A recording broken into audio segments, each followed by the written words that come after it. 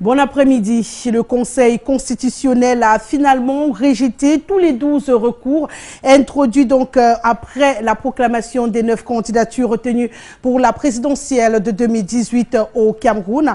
L'information a été officiellement rendue publique hier alors que l'on se plaint depuis quelque temps déjà d'élections Cameroun, notamment des bureaux de vote prévus dans les casernes. Non sans parler de ce nouveau regroupement auprès du chef de l'État, son Excellence Pobia, le G35, les jeunes qui se sont réunis du côté de la cité politique Yaoundé cette semaine pour marquer leur adhésion à la candidature du président sortant. Mesdames, Messieurs, la présidentielle 2018 constitue le menu de votre émission cet après-midi, le cœur du débat. Et bien sûr, avant de manger ce plat des résistances, vous aurez droit à 3 autres arrêts. Tout d'abord, la crise anglophone. Dans son actualité, la dernière sortie des chefs traditionnels de la région du sud-ouest Cameroun qui se désolidarisent de ceux du nord-ouest et appellent la paix au Cameroun. Mais également l'actualité, la rentrée des classes avec l'éducation de base. Plusieurs établissements fermés, 117 au sein de l'éducation de base et 200 pour l'enseignement secondaire pour cette rentrée scolaire 2018-2019. Mais également la philosophie qui désormais sera au programme des classes de seconde. Non sans parler de la rareté du livre unique en cette rentrée scolaire. Mesdames, Messieurs, le menu vous est donné. Un code d'accès pour participer, vous également, à ce débat. Le 6 99 13 50 75.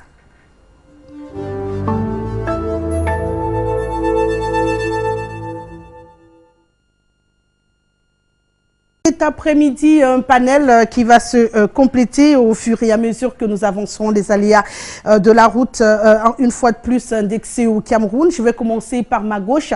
J'ai souvent l'habitude de dire, lui, on ne le présente plus parce que c'est un militant très engagé du Rassemblement démocratique du peuple camerounais, mais également un avocat imbattable au barreau du Cameroun. On le reconnaît par sa veuve assez mielleuse.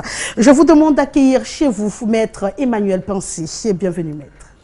Bienvenue à vous et bienvenue aux millions de téléspectateurs de cette excellente chaîne dans cette émission que j'aime beaucoup parce que nous devons parler des choses pour édifier les Camerounais sur des sujets très importants et je vais le dire sans faux fuyant, avec beaucoup de politesse à l'égard de mon contradicteur si présent, pour lui dire d'abord une chose. Kamto est un jeune confrère, puisque je suis avocat depuis très longtemps, il a prêté serment 20 ans après moi. Je lui dois le respect, comme lui aussi il me doit le respect, donc je n'ai aucun problème avec lui. Voilà, vous l'avez dit, le second sur ce plateau, bien sûr, il nous vient de la commune, de la cellule de communication du Mouvement pour la Renaissance du Cameroun, le MRC. Il est conseiller municipal à Douala 3e, mais également secrétaire général du syndicat national des libraires papetiers du Cameroun. Il est juriste, en même temps écrivain. Accueillez chez vous Julien Tengue Sepo. Bienvenue, monsieur Sepo. Julien. J'ai tendance. Bienvenue chez monsieur Sepo. Merci Rosalie pour cette invitation. J'en profite, n'est-ce pas, pour dire bonsoir à mon copanéliste ainsi qu'à tous les millions de téléspectateurs de la télévision du monde qui nous regardent en ce moment. J'espère, comme l'a dit Maître Pensy, que les sujets qui seront portés à notre attention, nous allons donner le meilleur de nous-mêmes, n'est-ce pas, pour éclairer la lanterne de tous les citoyens qui nous suivent aujourd'hui, afin que, n'est-ce pas, au sortir de cette émission, il soit plus édifié qu'avant par rapport aux sujets qui seront posés. D'accord. Nous serons rejoints sur ce plateau par le docteur Justin Aimé Fogoum, qui a annoncé, bien sûr, et Jacques Maboula, le maire de Yabassi. Mais avant, bien sûr, on va rentrer dans le premier sujet qui nous interpelle cet après-midi, c'est la rentrée scolaire. Je reste avec vous, Julien Tengue, plus que quelques jours seulement, et on sera au 3 septembre 2018, mais toujours pas de livre disponible au Cameroun. Tous les parents sont inquiets. Vous faites dans le domaine, vous êtes même membre du syndicat. Comment comprendre qu'à cette heure-ci, on n'ait pas de livre disponible? Merci Rosalie. Je pense que je vais encore, vous me donnez là une autre occasion, n'est-ce pas, de revenir sur ce sujet très brûlant que nous avons soulevé. N'est-ce pas, lors de notre dernière Assemblée générale. Nous avons informé, n'est-ce pas, les parents de la situation qui prévoit à l'heure actuelle concernant le manuel scolaire. Vous savez, s'il faut parler ici de politique politicienne, on va dire que bon, là c'est l'opposant qui parle, mais là maintenant je parle en tant que secrétaire général du syndicat national des libraires et papetiers du Cameroun, nous avons attiré l'attention des pouvoirs publics dès l'annonce, n'est-ce pas, de la politique du livre unique. Le Premier ministre a commis n'est-ce pas, son décret en novembre et la commission a été mise sur pied en décembre. Dès les premiers jours, nous avons essayé de prendre langue avec le Conseil national d'agrément du manuel scolaire et de matériel didactique pour essayer, pour le faire comme, puisque dans le décret instituant la politique du livre, il doit avoir sa place, puisque le libraire fait partie de la chaîne du livre. Bien sûr. Et on ne doit pas le négliger. Maintenant, il était donc question de poser n'est-ce pas, les difficultés d'implémentation de cette nouvelle politique, du moins pour cette première année. On nous a dit non, vraiment toutes les dispositions sont prises pour que le livre soit disponible. Pourtant, vous saviez que ces livres sont imprimés hors du Cameroun quand même. J'y arrive, madame. On nous a fait savoir que non, rassurez-vous, le gouvernement a pris toutes les dispositions, le livre sera disponible, puisque dans le texte du Premier ministre, il parle de la publication de la liste officielle au plus tard le 25 mars. C'est-à-dire 5 mois avant la rentrée.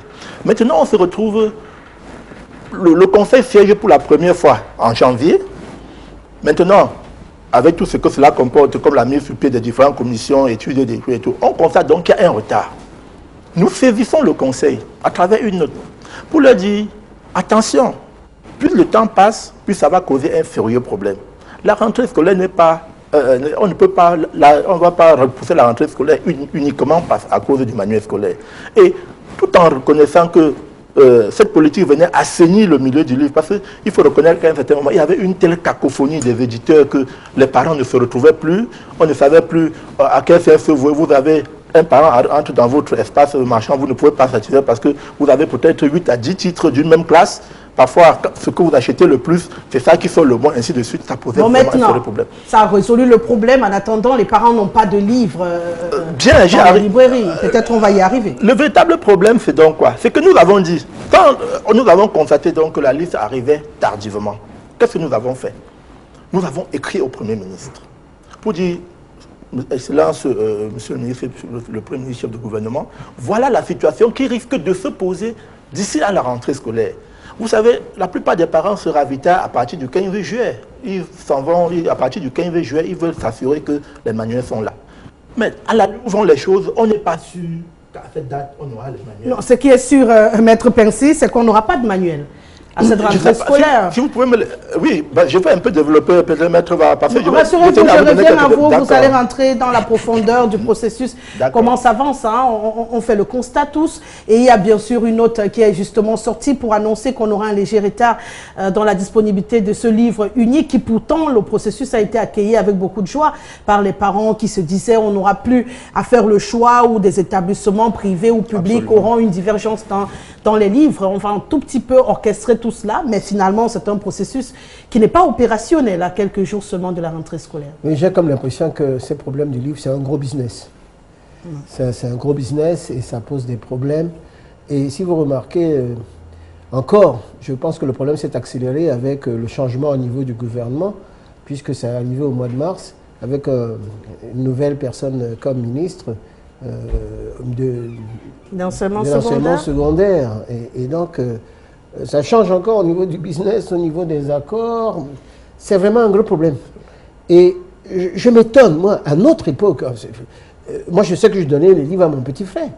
Et mon petit frère donnait également à ma petite soeur. C'est comme ça que ça marchait au niveau des chaînes. C'était des livres uniques. C'était des livres ne changeaient pas beaucoup et les résultats n'étaient pas si mauvais que ça.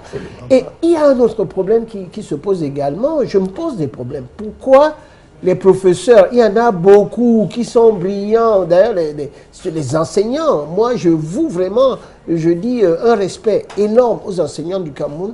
Vous vous rendez compte que les enseignants peuvent se réunir, écrire des livres, les faire éditer, par exemple également, et vous avez la possibilité, vous avez l'imprimerie nationale et l'État peut acheter les droits d'auteur et à ce moment-là gagner beaucoup d'argent sur les livres. Donc je ne comprends pas qu'on n'arrive pas à le faire depuis un certain nombre d'années. Je souhaite vraiment que le problème du livre soit réglé assez rapidement au Cameroun. Et comme ça, parce que j'ai bien peur qu'à la rentrée, il n'y ait pas suffisamment de livres. Et les parents ayant également des problèmes d'argent, et la situation économique étant morose et tout, on va droit vers d'énormes problèmes. Je ne sais pas comment ça va se passer. Mais comment comprendre quand même, bien sûr, que le Premier ministre ait été informé de la situation et que finalement, rien n'a été fait pour remédier à la situation. Vous parliez d'un business tout à l'heure. Est-ce que la gangrène aurait également atteint ce choix si crucial pour les élèves? Moi, je vous dis, je ne connais pas très bien le sujet, mais je sais que le livre, c'est beaucoup d'argent. À une époque, il y avait un ami qui avait ce qu'on appelle Atier, qui est mort, M. Kamgen, on vendait les livres, ça marchait très bien. Et je suis très surpris actuellement que, à quelques jours de la rentrée, on ne puisse pas avoir des livres chez les libraires. Ça, c'est quelque chose qui est unique au Cameroun. Ah oui. Ça, je n'ai jamais vu ça. Ça montre en tout état de cause que sur ce problème-là, ce n'est pas une affaire que c'était impossible, hein, mais c'est une affaire d'argent. Donc il y a un problème de business là-dedans que moi je ne maîtrise pas. Peut-être que notre ami, qui est le président du syndicat des livres, va nous expliquer de quoi il s'agit. Pour moi, c'est absolument intolérable qu'à 15 jours, il n'y a pas de livre sur le marché pour les parents. Je pense que c'est au moins un sujet où on va être unanime parce que c'est également pour le bien des populations qui nous regardent. Hein. Merci de n'intervenir que par SMS à la maison. Ça ne sert à rien d'appeler parce qu'on ne va pas décrocher uniquement les SMS. Avant de poursuivre le sujet, on va accueillir notre troisième invité sur ce plateau, le docteur Justin Aimé Fogoum. Il est le président du Parti vert pour la démocratie au Cameroun. Il est ingénieur des arts graphiques, General Manager du cabinet Écolo Santé Consort, le parti politique né depuis 1991. Bienvenue, docteur Fogoum, sur ce plateau de Tous Azimuts. Bonsoir, madame. Bonsoir, les panélistes. C'est un plaisir de vous accueillir. Bonsoir les auditeurs qui nous assistent et qui, absolument, n'est-ce pas, devraient nous aider, n'est-ce pas, au cours du débat. Voilà.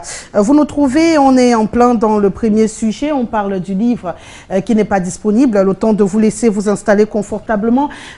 Monsieur Sepo, vous étiez en train de nous expliquer le rôle qu'aurait joué le syndicat, mais finalement, au finish, dans tout ce trajet-là, on n'a toujours pas de livre. Est-ce qu'il n'y a pas quelque chose qu'on puisse faire pour accélérer le processus et résoudre ce problème? Malheureusement, madame, nous sommes face à un gouvernement qui est lourd, sourd, muet et aveugle lorsque les populations se plaignent. Parce que vous ne pouvez pas faire une réforme sans tenir compte des principaux acteurs. C'est de ça qu'il s'agit malheureusement. On se trouve généralement dans notre pays où, lorsque ce sont des personnes qui n'ont rien à voir avec le sujet, qui traitent le sujet et imposent aux autres. Nous avons, je dis bien, nous avons attiré l'attention du Premier ministre là-dessus et nous avons suggéré. Nous avons, quand nous avons écrit le 29 mai, parce qu'on était déjà à 2 mois de retard. Et nous avons suggéré qu'au vu n'est-ce pas, du temps qui était court, il était plausible. Ce n'était pas faire preuve de reculade que de dire que les conditions ne sont pas suffisamment réunies pour entrer pleinement dans ce livre unique. Nous allons le faire de manière sereine la rentrée prochaine, quitte à reconduire les livres qui étaient là, ne serait-ce que pour cette année. Parce que ça permettait à ce moment-là, comme disait Maître Pensi, que dès le mois de novembre, même s'il y a les histoires d'argent et autres, que l'éditeur est retenu et qu'il a même s'il doit faire ses livres en Chine, en Turquie ou je ne sais pas moi, en Inde, il a largement le temps de les faire venir. Maintenant, lorsque nous écrivons le 29 pour attirer l'attention du Premier ministre, ils ne nous répondent pas. Ils attendent lorsqu'ils publient la liste le 13 pour instruire de nous répondre. Et à ce moment, le conseil répond en disant que nous sommes allés vite en besogne parce que nous avons dit que les listes ne sont pas sorties. Alors que l'année passée, la liste est sortie cette année le 13, alors que l'année passée, les listes sont sorties le 15. Nous avons dit, mais monsieur le bon, peut-être on ne va pas refaire la conversation avec pour dire tout simplement quoi, pour dire tout simplement qu'on ne pouvait donc pas parler de la sortie n'est-ce pas, de la sortie plus tôt cette année, pour la simple raison que les manuels qui devaient être disponibles devaient être tous des manuels nouveaux. Lors de notre dernière réunion à la primature, j'ai ici là, lors de notre dernière réunion à la primature, tous les éditeurs étaient interpellés, tous les éditeurs retenus, ils sont 55 sur l'ensemble du territoire national. Et chacun, on l'a demandé, puisqu'ils avaient donné d'abord une première deadline. Ils avaient dit, nos livres seront disponibles au plus tard le 1er août. Maintenant, quand on se retrouve là, chacun dit non, vraiment, voilà toute la liste, je vais vous faire l'économie de cette liste. Bien sûr. Ici, là, le plus optimiste disait que ce livre devait être là à partir du 15 août. Mais nous sommes jusqu'au 15 août, nous sommes pratiquement après le 15 août, vous constatez qu'il n'y a toujours rien sur le marché. Et du coup, les parents ne savent plus à quel sens se vouer. Voilà. Docteur Fogom, une complicité peut-être des éditeurs du livre dans cette machination qui fasse qu'on n'ait pas de manuel scolaire à cette heure-ci? Vraiment, c'est un problème d'ordre technique et de qualité. Vous savez, il est question des arts graphiques. Donc, je suis d'ailleurs justement, ingénieur. Vous êtes ingénieur des arts graphiques. J'ai fait également de l'imprimerie au Cameroun pendant 30 ans. Et nous savons ce qu'on appelle, n'est-ce pas, éditer un livre. Un livre les livres de cette nature-là devaient avoir été commandés depuis 2 ans. S'il fallait que les éditeurs ou les consommateurs qui sont nos enfants devraient les avoir à temps. Pourquoi ceci? Parce que il y a d'abord le problème de la conception des programmes. Il y a celui, n'est-ce pas, de l'approbation de ces programmes. Ensuite, maintenant, il y a le problème de l'imprimeur.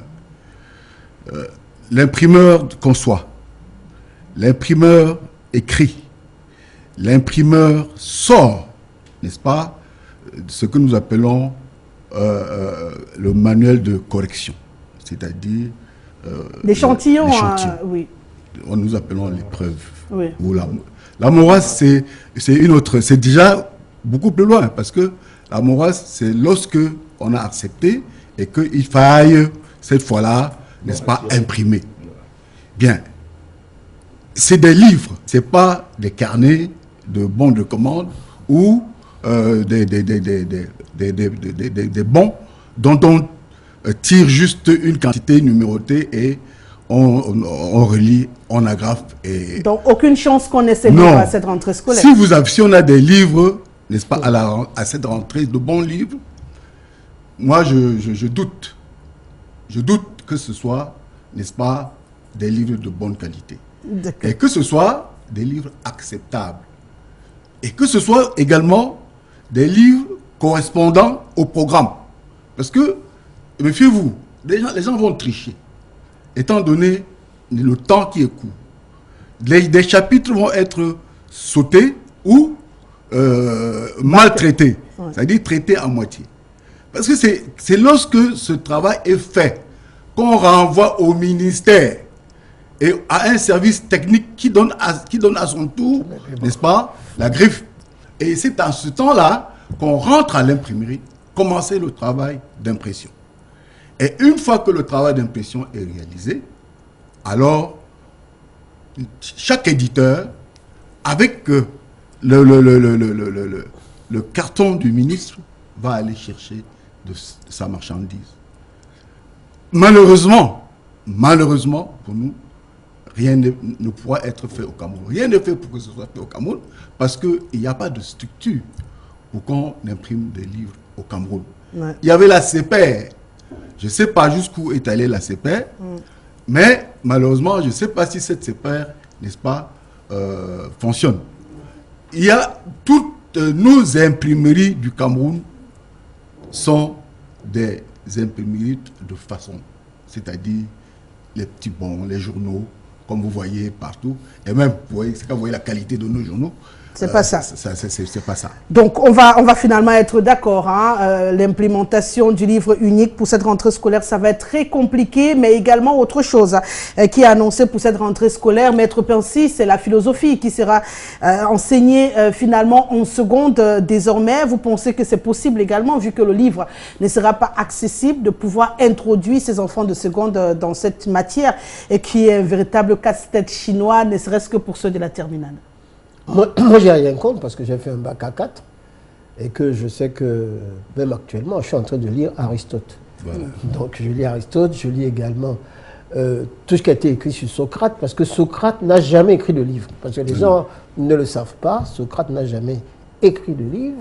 Et donc je lis un certain nombre d'auteurs philosophiques et je peux vous dire que ça fait du bien. Parce que quand on fait de la philosophie, on a de la hauteur, on réfléchit, ce n'est pas une mauvaise chose. On se rend compte actuellement, si vous regardez déjà les gens qui n'ont pas fait de la philo, ce sont des gens qui sont bruts. Voilà. Ce sont des gens qui ne font pas d'analyse. Bon, quand vous allez, vous lisez les auteurs grecs, c'est quelque chose qui est très important. au niveau de l'esprit. Donc l'esprit est quelque chose de fondamental. Et quand vous avez parlé également de la philosophie, j'ai également parlé de l'instruction civique. Parce que actuellement, ça va à volo. Vous avez un petit enfant qui se met à insulter un vieux, il n'y a plus de bonnes manières au niveau des éducations. L'éducation, c'est la déontologie. C'est cette éducation également qui va entraîner au niveau des débats politiques, des débats qui sont des débats de haute volée, entre des gens qui se respectent pour faire comprendre aux populations ce qui se passe. Or, l'éducation des politiques, parce que quand on dit qu'on fait de la politique, la politique c'est quoi? C'est de s'occuper des affaires de la cité. Ça c'est grec. Ça a commencé quelques siècles avant Jésus-Christ, quand on a commencé à faire ces discussions et ces paroles-là. Donc, faire de la philosophie, ce n'est pas une mauvaise chose. Mais il ne faudrait pas que la philosophie en seconde, on commence à mettre ça coefficient 4 ou 5. Qu'on donne un coefficient qui soit important, mais qu'on commence également, et ça je le dis, l'anglais à partir de la maternelle. Bon, pour les établissements bilingues ou les parents qui suivent ce système. Que ce soit bilingue ou pas. Parce que l'anglais est la langue qu'on parle le plus dans le monde, après le mandarin, c'est-à-dire la langue chinoise. La langue chinoise, le mandarin, passe avant l'anglais. Les gens ne le savent pas. Or, ce qui se passe actuellement, c'est que la Chine est en train de se pouvoir au niveau du monde. Et il faudrait que nous apprenions également le mandarin. Ça va servir la génération des Camerounais pour le business à venir. Beaucoup de réformes prévues dans le système éducatif au Cameroun. Monsieur Sepo, au-delà de la philosophie, dont vous allez sûrement dire un mot, on rappelle également que le système éducatif en lui-même au niveau de l'éducation des bases sera transformé parce que d'après la ministre, bien sûr, il s'agit désormais pour l'enseignant de s'impliquer selon son environnement et la salle de classe qu'il a pour apporter sa pédagogie. Ça va plus être un système carré, implanté un peu partout. Il faudrait avoir des enseignants assez imaginatifs pour pouvoir introduire l'enfant dans la gestuelle également, dans la pratique dès la maternelle, dans le nouveau système éducatif au Cameroun. C'est des réformes qui finalement, si elles sont implémentées, peuvent apporter quelque chose d'intéressant quand même dans les systèmes éducatifs du Cameroun. Ce que je comprends par là, ça veut dire qu'il n'y a aucun programme qui est prévu. si je prends ça au premier degré, ça veut dire que le maître désormais va décider de comment il enseigne ses enfants selon son... Donc, la pédagogie d'enseigner, pas le livre. J'ai bien compris, mais si vous avez dans un même établissement 3 classes de style et que fondamentalement le maître, parce que même si c'est dans son environnement, il ne va pas ressortir la même chose que son voisin de la file B. Donc du coup, ce n'est plus trop ça. Moi, je voulais dire que lorsqu'on parle de la réforme, il a dit quelque chose de très fondamental tout à l'heure. Si nous étions dans un pays sérieux, on aurait dit réforme du système éducatif. Qu'est-ce qu'on met dans le programme de la CIL? On réunit des enseignants de la CIL. On dit voilà ce que... Ça ne coûte rien, ce pays a les moyens, le ministère de l'enseignement de base, on va les recruter, les mettre. Vous réfléchissez, sortez-nous le manuel idéal. Vous produisez, l'État va produire. C'est ce qui s'est fait au Rwanda. Pour les mathématiques, c'est la même chose. Pour le français, c'est la même chose. Du coup, le problème du livre ne se pose plus. Du coup, le livre ne se pose plus. L'année passée, il a parlé tout à l'heure oui, du changement à la tête du ministère. Moi, je pense que peut-être ça a aussi un impact parce que à la rentrée passée, justement, nous avions discuté beaucoup avec le ministre Galé Bibé concernant cette affaire du livre. Vous savez, il avait été question soit de passer au livre unique, soit de passer à la régionalisation du livre. C'est-à-dire quoi? C'est-à-dire qu'on peut dire que dans le centre, le littoral, on va voir peut-être les champions. Dans le Grand Nord, on va voir peut-être les majors, ainsi de suite, afin que le livre soit disponible partout et qu'on donne du travail peut-être à tous les éditeurs. Mais finalement, on est arrivé à la solution du livre unique. Sauf que l'implémentation n'a pas été trop ça. Maintenant, parlant de la philosophie en seconde, comme elle te dit, c'est une bonne chose. Sauf que moi, je suis un peu dubitatif. Parce que vous prenez le programme de terminale, tout à l'heure, on va vous dire philosophie terminale, pas de manuel approprié. Vous prenez la liste officielle, on vous dit qu'il n'y a pas de manuel approprié pour enseigner la philosophie en terminale. Bon, maintenant, on vous dit qu'on va enseigner la philosophie en seconde. Mais c'est sur quelle base? C'est l'inquiétude, justement, que nous avions, puisque le livre n'étant pas disponible, et en plus, on a une nouvelle matière qui entre... Et puis, le président du Conseil national d'agrément nous a dit dernièrement que ne fera au programme que le livre évalué par son conseil. Maintenant, la liste officielle est sortie. Il n'y avait pas philosophie en seconde sur la liste officielle. Maintenant, on vient vous dire qu'il y aura philosophie en seconde. Supposons même qu'il y ait un livre. Ce livre a été évalué par qui? pas par le conseil en tout cas. Donc moi je dis, je suis un peu dubitatif par ces choses-là. Ce serait une très bonne idée, mais sauf que l'implémentation, il faut prendre un certain nombre. Il a parlé de 2 ans tout à l'heure. Une bonne politique s'implémente progressivement avec les différents acteurs. On étudie tous les temps de la situation. Maintenant, actuellement, les libraires sont en train de perdre des stocks énormes de livres. Ce sont tous des hommes d'affaires qui s'endettent un peu partout. Mais on met ça dans quel compte? Mais aussi autant de choses. Pourtant, si la question avait été bien étudiée avec les différents protagonistes, on y serait allé progressivement et je vous assure, on n'aurait pas eu ce problème. Donc, Dr Fogum, on peut dire qu'il y a une sorte de précipitation dans cette décision-là qui veulent peut-être faire du bien, mais qui, dans le processus d'implémentation, risque plutôt de faire beaucoup plus de mal parce que la philosophie en seconde, 100 livres pour un enfant qui n'est pas capable de raisonner comme il le faut, surtout que déjà en terminale, c'est un casse-tête chinois. Je le disais tantôt, pour les élèves de terminale, en seconde, ils sont encore plus jeunes. Ça va être encore un peu plus compliqué et sans manuel pour accompagner cette étude-là. Et au-delà de cela, on rappelle également qu'on a plusieurs établissements scolaires fermés en ce moment, en 117 pour l'éducation de base. On le rappelle, le littoral à la Palme d'Or, parce que sur les 117, on a 115 établissements uniquement concentrés dans la région du littoral. C'est pour dire que vous avez du travail à faire, hein, vous qui faites dans ce domaine. Ben, écoutez, madame, vous savez, dans notre pays, on a appris à faire, n'est-ce pas, de la conduite à vue. Et l'exemple que nous vivons est celui-là. C'est que rien n'est mûri, rien n'est étudié longtemps avant. Il suffit que un ministre, ou comme ça vient du Premier ministère, une nuit pense à un sujet et le lendemain il balance au conseil de cabinet. Et tout le monde l'adopte sans réfléchir. Écoutez, quand on va faire de la philosophie en seconde, ça suppose que il y a une formation longtemps élaborée.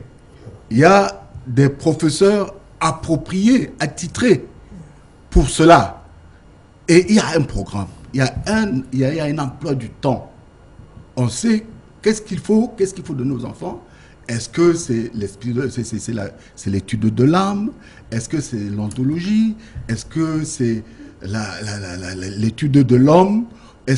Parce que la philosophie, c'est l'étude de l'être. L'être dans sa société, l'être dans le milieu.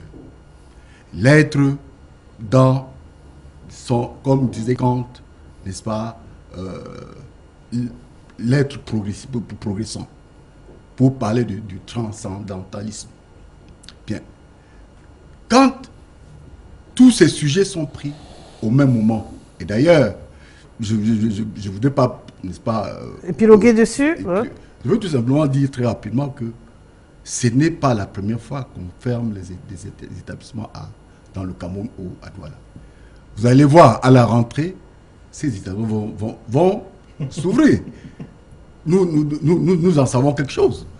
Donc, nous ne savons pas si c'est de l'amusement ou... Parce qu'il faut avoir des critères. Le simple fait de décider de fermer un établissement ne suffit pas. Qu'est-ce que vous avez demandé? Qu'est-ce qui est prescrit pour que le propriétaire d'un établissement observe pour qu'à la fin, il soit évalué? Rien n'est fait. On se lève un matin, peut-être le propriétaire n'a pas donné du matambiche ou son enveloppe, et du coup, on vous aligne sur la liste des établissements qui vont être fermés. C'est ce que nous combattons. Pour ne pas dire combattre, ça doit faire l'objet des débats et de profonds débats, parce qu'il s'agit de l'éducation, non seulement de nos enfants, parce que nous quand les enfants rentrent de l'école, on s'éduque soi-même en lisant, n'est-ce pas, le travail de nos enfants. Donc c'est compliqué. Si c'est mal fait, n'est-ce pas, non seulement l'enfant va être mal formé, mais le parent sera désabusé. Aussi. Oui, je voudrais moi, penser d'après ce qu'a dit monsieur le docteur Fougoum, que dans ce cas-là, je ne vois pas comment on ne pourrait pas dire que il faudrait remettre les livres de l'année dernière, parce que c'est une solution qui est en même temps salutaire à l'égard des libraires et de tout ce qui est investi. Parce que voilà un secteur qui va être un secteur totalement sinistré, et on n'arrive pas à faire une évaluation en millions et en milliards de francs CFA que les gens perdent au niveau de ces investissements. Ça, le gouvernement doit se préoccuper de cela. Parce que voilà des mesures qui sont prises. Vous voulez parler de philosophie en seconde alors qu'il n'existe pas de livre. Moi, je pense qu'on aurait pu dire qu'on va réunir les quelques professeurs de philosophie qui sont là pour un livre à l'initiation à la philosophie. C'est-à-dire, bon, on fait des thèmes, l'initiation à la philosophie, on prend un certain nombre de sujets, ils réfléchissent dessus, ils mettent des solutions, et après, on essaie de voir avec les étudiants pour travailler et faire ça progressivement. Et comme on n'a même pas, je viens de savoir les termes techniques, la morasse, on attend que cette morasse-là revienne de quelque part, et je ne comprends pas, parce que le CEPER, vous savez, le CEPER a eu des problèmes, hein. À l'époque, je crois que c'était Charles Etoundi qui était là avec un autre qui était directeur, qui j'ai eu comme censeur au lycée Leclerc, il y a très longtemps, oui, ces deux amis, je les ai connus, et c'est parti dans des histoires de faillite, et que c'était un problème qui devait fonctionner. Et en même temps, c'était une histoire un niveau de monopole. Or, je pense que ce qu'il faudrait au niveau des Camerounais, pour que chaque Camerounais aille faire la même chose, une imprimerie, les gens n'ont pas l'habitude de travailler dans des groupes de sociétés où ils ont l'affection sociétatiste, où ils mettent les voies et moyens avec une organisation pour faire vraiment ce que le docteur a dit, pour qu'on puisse y avoir une véritable imprimerie pour pouvoir faire des livres. Et ça, on peut le faire. Au lieu de, par exemple, je serai un peu critique, les 75 milliards qui ont été donnés pour les ordinateurs, on parfois ne fonctionne pas. Faire en sorte que cet argent-là, avec un apport de l'État, qui soit également dans le cadre du système, pour contrôler la situation et faire des livres. Là, vraiment, on aurait gagné beaucoup d'argent. Cette année, c'est un échec. Ça, il faudrait savoir cela. Donc, il faudrait que vous, les libraires, que vous fassiez une évaluation de cet argent-là pour dire, voilà les milliards qu'on va perdre. Et que vous allez souhaiter qu'on en parle pour que vous ne perdiez pas votre argent. Parce que ça ne sert à rien de vouloir tout réorganiser. Chaque ministre qui va arriver va vouloir réorganiser et ça ne marche pas. Dans le temps, je vous assure, moi, j'ai donné le livre à mon petit frère, qui a donné à ma petite soeur, qui a donné au cousin, et ça marchait très bien. Donc, on n'a pas inventé la poudre de perlimpinpin avec cette histoire. Ça marche bien dans d'autres pays. Il n'y a aucune raison que ça ne marche pas, sinon c'est une affaire de business. D'accord. On va prendre quelques réactions du public également. Je sais que le sujet, M. Sepo, il est très intéressant. On pourrait y passer la journée, mais ce n'était que le zapping qui, pour l'instant, aura mis plus de temps. Bon, Madame du Plateau, vous avez posé une bonne question à une personne qui est maître Pensi, qui soutient le régime du RDPC et qui s'étonne comme vous, et pourtant il doit comprendre que c'est ainsi que tournent son parti. C'est Bakongo qui nous écrit depuis EDA. Cet après-midi, bonsoir à vous. Trop de navigation en vue dans ce pays, dans tous les domaines. Seul Dieu pourra décider du sort de ce pays. C'est Henri qui nous écrit ce matin. Bonsoir aux panélistes. Je rappelle que le test faisant allusion à la philosophie en seconde n'est pas signé du ministre. Ça serait une véritable catastrophe si on venait à implémenter cette année cette décision. C'est Olivier Ahmed qui nous écrit depuis Douala. Bonsoir le panel. Pourquoi les entreprises nationales ne peuvent-elles pas éditer et imprimer les livres au Cameroun? C'est Lynn Manim depuis Yaoundé. Est-ce que c'est possible, docteur Fougoum, pour répondre juste à cette question des lignes qui intéressent sûrement beaucoup de Camerounais? Est-ce que c'est pas possible que finalement les Camerounais réussissent à imprimer nos livres pour l'éducation ici même sur place? C'est possible? C'est très possible, madame. Je crois que Maître Pensi a dit tout à l'heure quelque chose qui était très important, c'est-à-dire de former des sociétés. Des sociétés, n'est-ce pas, avec un programme. Parce que je vous ai dit que les imprimeries qui existent au Cameroun, n'est-ce pas, n'ont pas la qualité nécessaire pour l'impression. Parce que pour imprimer un livre, non seulement il faut faire un bon montage, mais il faut tirer. Ça demande beaucoup d'investissement. Ça demande beaucoup d'investissement du point de vue Qu'est-ce qui manque, docteur? Créativité. Le matériel ou les finances? Non, il ne manque pas du matériel. Ah, d'accord. Il manque les finances et l'organisation. C'est l'organisation qui est importante. Juste les finances et l'organisation. Et puis, non seulement cela, il s'agit également de la politique des investissements de l'État. L'État doit poursuivre cela. L'État doit pousser les gens. N'est-ce pas? Quand on veut construire un pays, n'est-ce pas, on observe ce qui se passe ailleurs. Nous sommes tous les jours, si vous voulez, sinon tous les mois ou tous les ans. Je ne veux pas parler de la France, mais on est tous les jours, soit en Europe, soit dans un autre pays. Et on visite, n'est-ce pas, c'est pour ceux qui sont, n'est-ce pas, dans le métier, comme mon voisin, n'est-ce pas, de gauche. Quand ils vont acheter des bouquins, ils ne devraient pas s'arrêter chez le seul éditeur. Ils doivent s'organiser pour aller voir, pour aller toucher du doigt de comment la marchandise est arrivée chez l'éditeur. Ouais. Ils doivent, parce qu'une industrie, n'est-ce pas, une industrie d'édition demande un capital solide et demande une formation. Moi, je suis ingénieur des arts graphiques. J'en sais quelque chose. J'ai même imprimé des livres au Cameroun, mais avec beaucoup de difficultés parce que il faut imprimer, n'est-ce pas, nous appelons cela page, c'est pas la page, mais il y a un terme qui m'échappe. Bien sûr. Et il faut aller de cette manière. Mais il faut des appareils adaptés. D'accord. Bonsoir à vous. Le choix du livre ne se décrète pas, mais c'est à l'issue d'une concertation avec les différents acteurs éducatifs qu'on arrive à élaborer un manuel approprié. C'est Adalbert Laine depuis Monatélé qui nous écrit. On va prendre une dernière réaction. Bonjour à tous les panélistes. Pourquoi introduire les cours de philosophie en classe de seconde?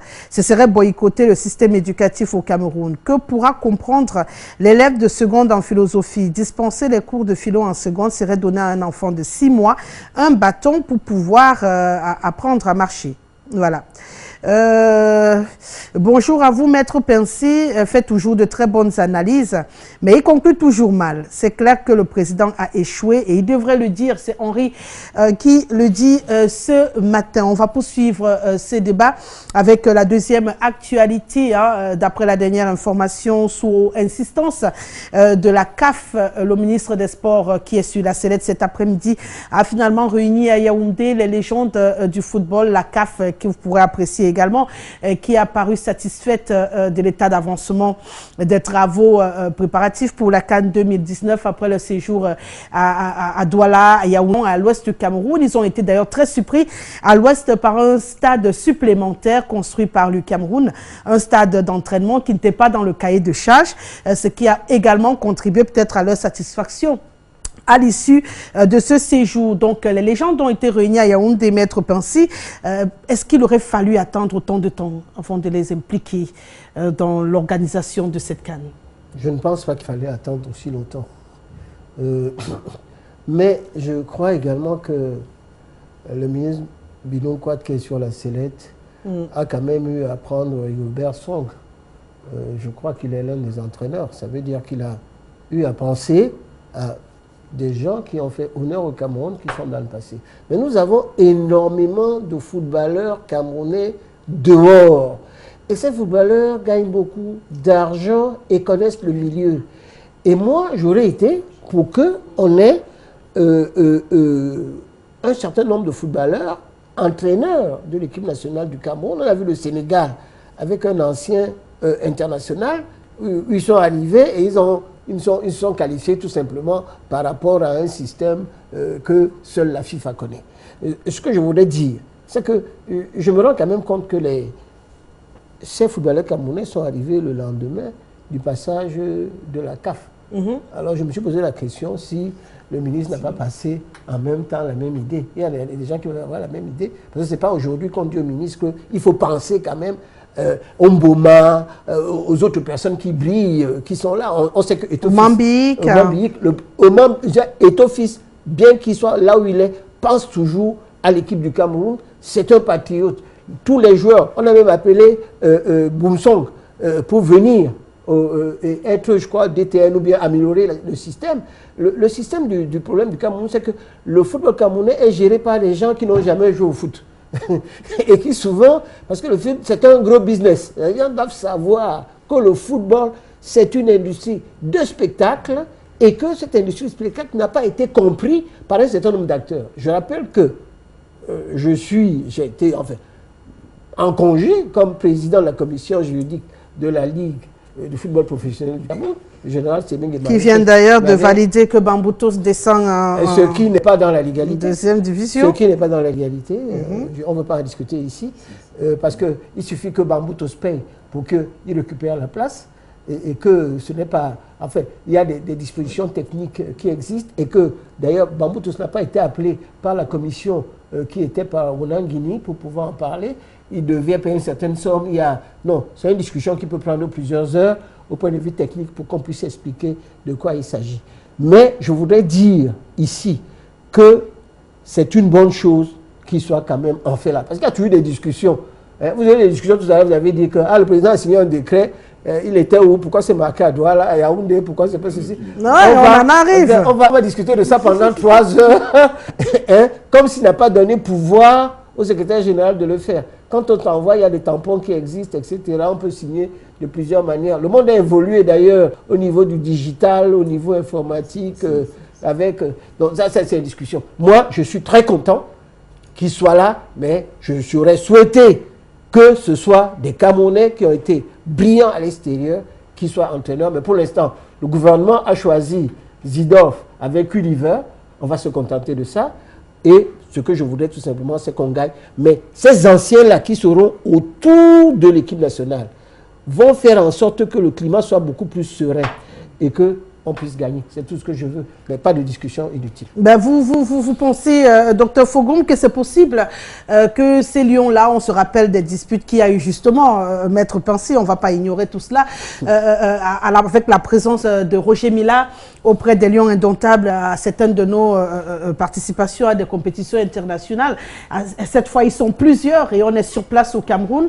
Est-ce que vous n'avez pas la sensation qu'au-delà de ce qu'on souhaite avoir, on risque d'avoir également quelque chose de difficile à gérer par la suite?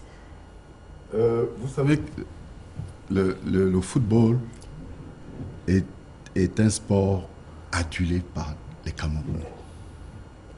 Le football, n'est-ce pas, est le sport roi. Au-delà, n'est-ce pas, un élément qui nous unit. Et nous fédérons tout autour de ce sport pour savoir que nous sommes fondamentalement Camerounais. Bien.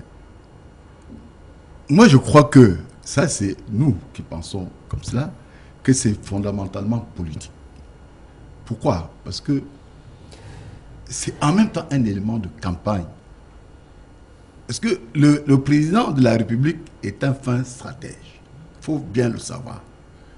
Et donc il les aurait réunis comme ça pour avoir quelques votes en plus. C'est un fin stratège, je n'ai pas fini, parce qu'il veut retenir l'attention du peuple autour, n'est-ce pas, d'un élément unificateur. Et ça concourt, n'est-ce pas, à la campagne que nous sommes en train de faire, que le président de la République est en train de faire, pour marquer sa présence permanente. Le fait même de nous faire revenir, n'est-ce pas, quelques anciens, n'est-ce pas, participe de cela. Mais pourquoi est-ce qu'on a dû attendre le passage de la CAF, même si Maître Pensy dit que peut-être Ismaël Bidounkouata a eu la même pensée immédiate avec les émissaires de la CAF pour penser je n'avais pas fini.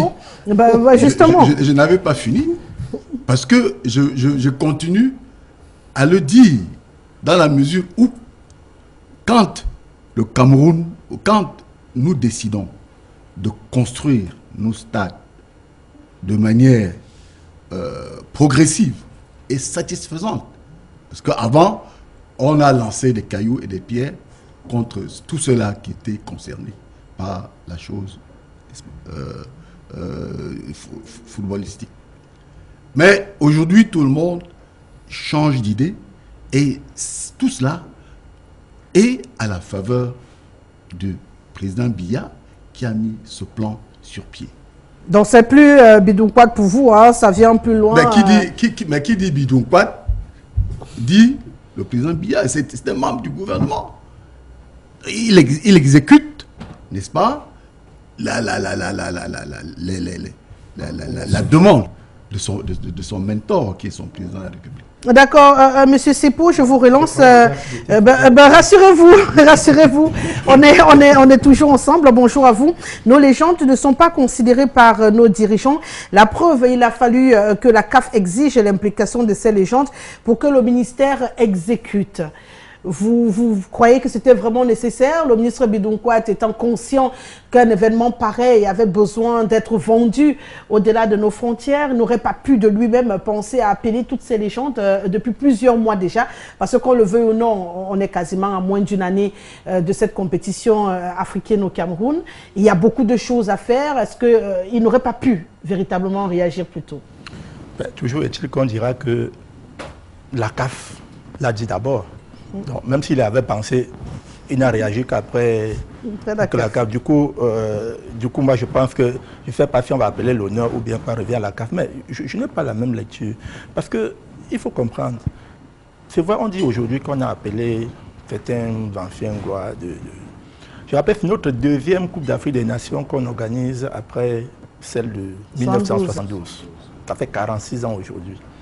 Et vous avez vu dans le monde entier, dans les pays où le foot est une religion comme au Cameroun, on n'oublie jamais les héros de la nation.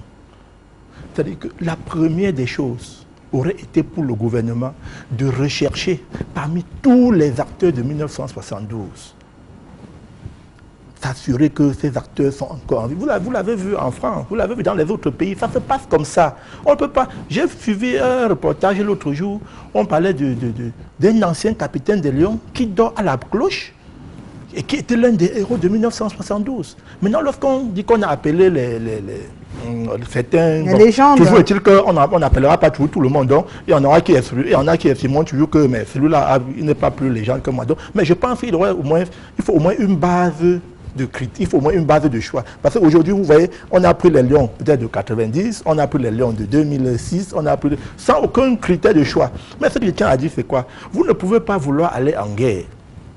Je l'ai dit dans un de mes ouvrages pour un nouveau et meilleur Cameroun, concernant le sport et surtout le foot. Nous ne pouvons pas pouvoir aller en guerre et remettre le drapeau à un étranger. Ce n'est pas possible.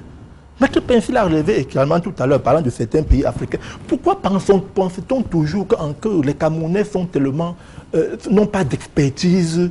Si on estime qu'un Camerounais est incapable de diriger une bande de 23 gamins, mais qu'on dise au président de la République, qu'on dise que le président de la République est incapable de diriger le Cameroun et qu'on cherche les Blancs pour venir, ou bien les Européens, moi je dis, il y a un minimum de choses que nous devons... Et on aurait même pu, pour cette canne, afin de redonner vraiment ces lettres de noblesse à notre football roi et montrer qu'on est sur une nouvelle ligne de politique sportive, confier les rênes de l'équipe nationale à un duo ou un trio ou un quatuor camerounais. Donc vous remettez en question le choix de Clarence Seedorf et de Patrick Kluivert à la tête de la sélection de football? Je l'ai toujours, moi j'ai ma position claire et ferme là-dessus. Moi je ne suis pas pour ceux qui pensent que les Camerounais sont incapables de diriger une équipe de football, fût-elle l'équipe nationale. Mais dans ce cas, pourquoi avons-nous des ministres? Pourquoi avons-nous des ministres camerounais?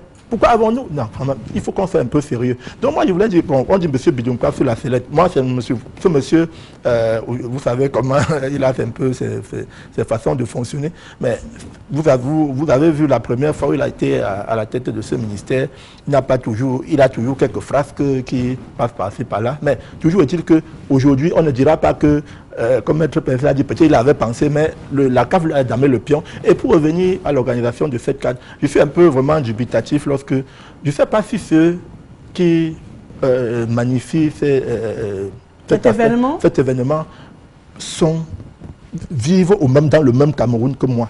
Je ne sais pas. Donc vous n'avez pas la sensation que quelque chose se prépare. On a bien dit la CAN, ce n'est pas le cahier de charge, ce n'est pas uniquement les stades. Lesquels stades ne sont même pas encore finis. J'aimerais que vous me dites, Madame Maïssi, dites-moi, vous êtes allé à Yaoundé, vous êtes allé à Douala, nous sommes à Douala, il faut aller à Bafoussa.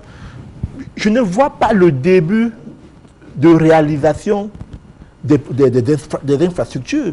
Je ne vois pas. Peut-être on va nous le faire à la dernière minute, on va badigeonner un peu les routes pour que dit qu'on a. Mais le Camerounais avait cru que étant donné que pour une fois c'est un projet, c'est un engagement international, qu'on peut au moins en profiter. Parce que lorsque c'est les engagements nationaux, le président de la République n'en a que cru de nous. Mais au moins pour un engagement international, on se sera attendu à ce qu'il remplisse effectivement le cahier de charge et que les Camerounais puissent au moins en profiter. Mais là, jusqu'au jour dit, comme on dit, j'attends aussi de voir. Ben, j'ai l'impression, Monsieur Sepo, que peut-être vous n'êtes pas dans le créneau où tout cela passe, parce qu'on a déjà rendu public la liste des hôtels retenus qui, pour la plupart, pour ceux qui vivent à Douala, ils les voient pousser du sol, même si on ne sait pas le processus qui a été organisé. On voit des établissements hospitaliers naître tous les jours. On a vécu l'inauguration de quelques hôpitaux encore il y a quelques semaines par le ministre de la Santé publique dans ces régions qui sont concernées par, en tout cas pour être journaliste, hein, on fait des éléments dessus où ils descendent pour voir le tas d'avancement des travaux. Et étant à Douala, maître Pensée, vous avez sûrement regardé également l'évolution de ces travaux. On peut être optimiste quand même avec cette CAN. Je suis tout à fait certain que le Cameroun n'a pas sudoyé la CAF. Ça, et qui sont venus ici avec un regard objectif d'étrangers. Je suis très surpris de toujours constater que ce sont les Camerounais eux-mêmes qui sont en train d'en vouloir poignarder, envoyer des images mauvaises, néfastes contre le Cameroun. Je dois dire, ça a été un choix du président de dire que la CAF aura lieu. Je n'ai pas dit que j'approuve que tout cet argent soit mis. Mais à partir du moment où on a décidé de le faire, on doit le faire. Ça, c'est une affaire d'honneur. Et nous devons tous faire pour que ça se passe. La CAF, excusez-moi, la CAF se déplace. Vous, à Douala 3, vous n'avez même pas pu faire un petit pont qui relevait de votre compétence. Le pont s'est écroulé. Donc c'est un petit truc comme ça. Mais quand vous dites qu'il n'y a pas, il faut voir le stade d'Olembe, allez voir à Japoma, les avancées qu'il y a eu. Bon, vous êtes en train de dire que peut-être que la route n'est pas encore terminée. Mais comment on fait les routes? On va faire ces routes rapidement. Je me souviens d'ailleurs qu'il y a eu un débat entre le ministre Nganou Djoumessi etc., avec le ministre des marchés publics, en oubliant que c'est un délégué et que le véritable ministre des marchés publics, c'est le chef d'État qui a décidé que ça va se faire.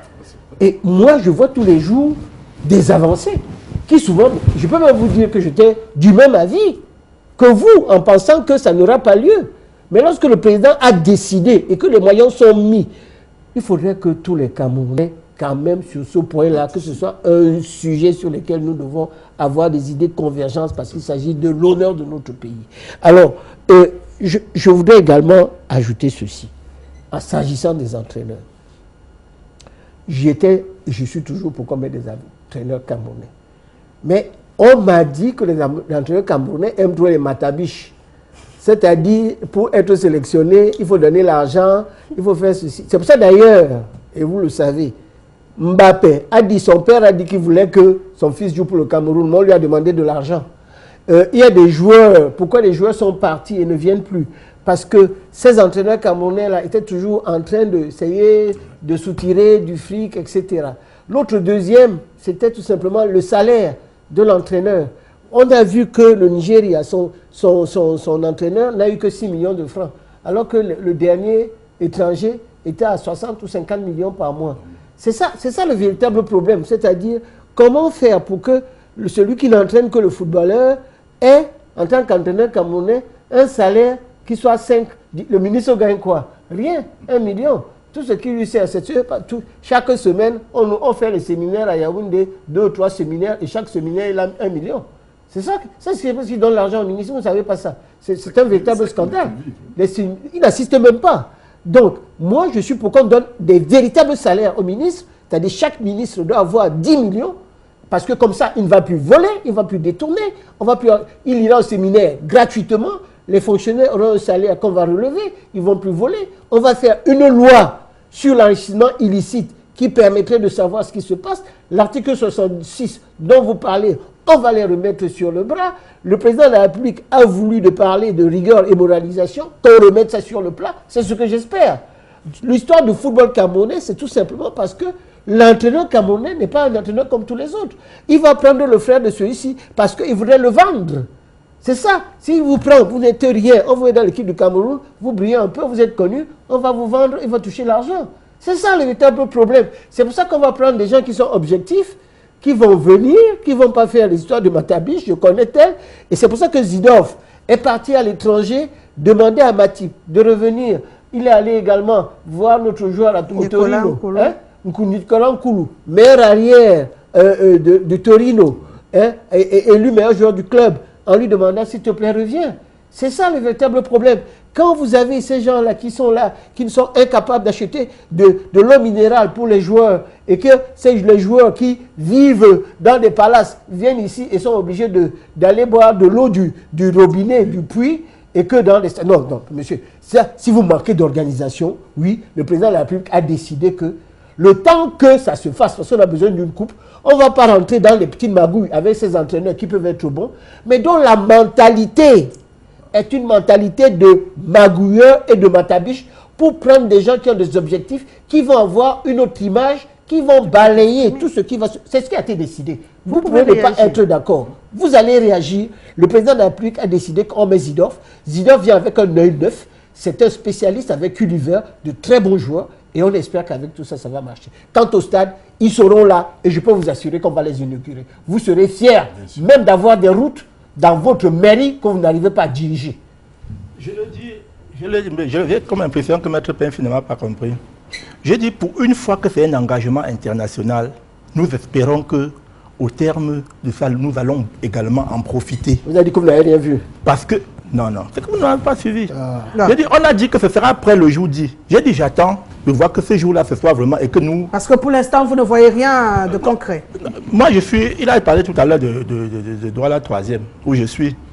Conseiller municipal. Nous voyons, vous voyez l'axe, le seul axe qui est goudronné à Douala 3e. Vous savez dans quel état ça se trouve maintenant? Malheureusement, ce n'est pas la compétence de la mairie, monsieur Maître Pensi. Non, ça dépend des routes. Ce n'est pas la compétence de la mairie. Si les routes nationales, ce n'est pas la compétence de la mairie. Ce n'est pas la compétence de la mairie. Donc, vous ne pouvez pas... Très bien, voilà. Très bien. Donc, vous ne pouvez donc pas dire que nous ne sommes pas ici en train de jeter le problème sur qui que ce soit. D'accord. Nous disons tout simplement, nous sommes tous des patriotes. D'accord. Mais ce que je dis toujours, je suis patriote, mais je ne suis pas chauvin. Il faut quand même reconnaître un certain nombre de choses. Acceptons que nous avons accusé de retard. Sinon, il n'y aurait pas cette fébrilité-là que le gouvernement... Ce n'est pas nous qui attirons l'attention de... C'est le gouvernement lui-même qui est fébrile, qui attire l'attention des gens. Vraiment, regardez. Donc, si le gouvernement était serein, nous ne serions pas à ce niveau-là. Donc, moi, je pense que nous acceptons, nous attendons tous que le Cameroun organise cette CAN de manière propre et que les Camerounais profitent par la suite des infrastructures qui vont rester. Mais je dis encore, moi j'aurais personnellement souhaité que pour une fois que nous organiserons la CAN chez nous, nous sommes 5 fois champions d'Afrique, qu'on continue de dire aujourd'hui que les Camerounais il n'y a pas un seul Camerounais honnête pour diriger l'équipe nationale. Je dis que ce n'est pas possible. Parce que vous n'allez pas donner 500 000 à quelqu'un et vous attendez que c'est de là qui sortent de l'eau pour... Le problème c'est que lorsque c'est un blanc, on lui donne tous les moyens. Mais lorsque c'est le noir, on le met dans des difficultés pour montrer qu'il ne peut pas. Mais pourquoi ça? Moi, je pense qu'on peut faire mieux et j'espère qu'il y aura un jour où on fera mieux. D'accord.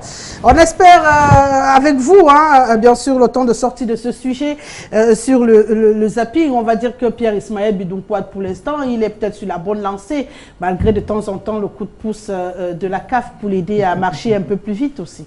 Mais non, il ne faut pas nécessairement, n'est-ce pas, le coup de la CAF. Puisqu'il a fallu qu'Ahmad Ahmad sorte pour réveiller le sursaut patriotique en disant que vous n'étiez pas à la hauteur. Il a fallu qu'Ahmad Ahmad vienne dire que maintenant vous êtes sur la tangente et que vous aurez votre canne. Il était normal, n'est-ce pas, que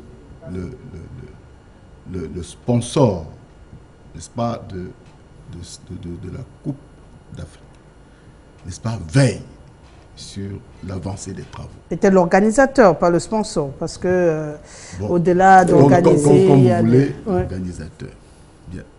Il était régulier, qu'il passe surveiller les travaux.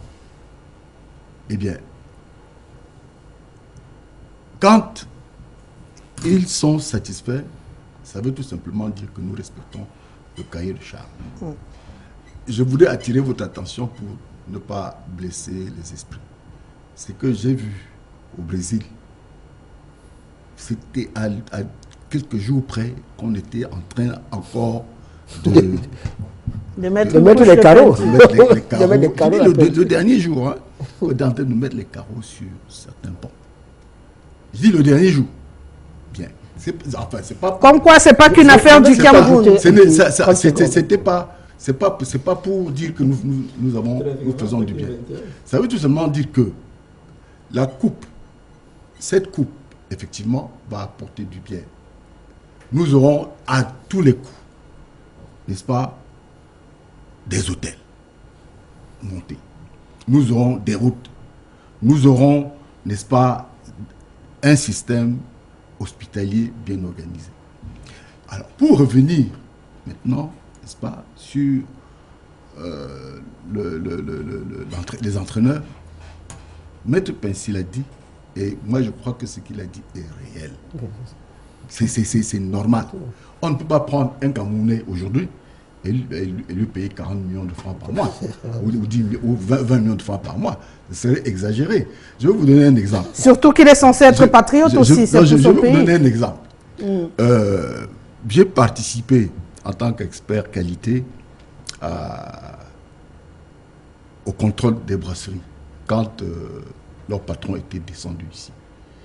Eh bien, lorsqu'il partait, il avait demandé à M. Siaka si les salaires pourraient être doublés. Je ne voudrais pas, n'est-ce pas, salir la personne du directeur général. Bien sûr. Il a dit que non. J'espère bien.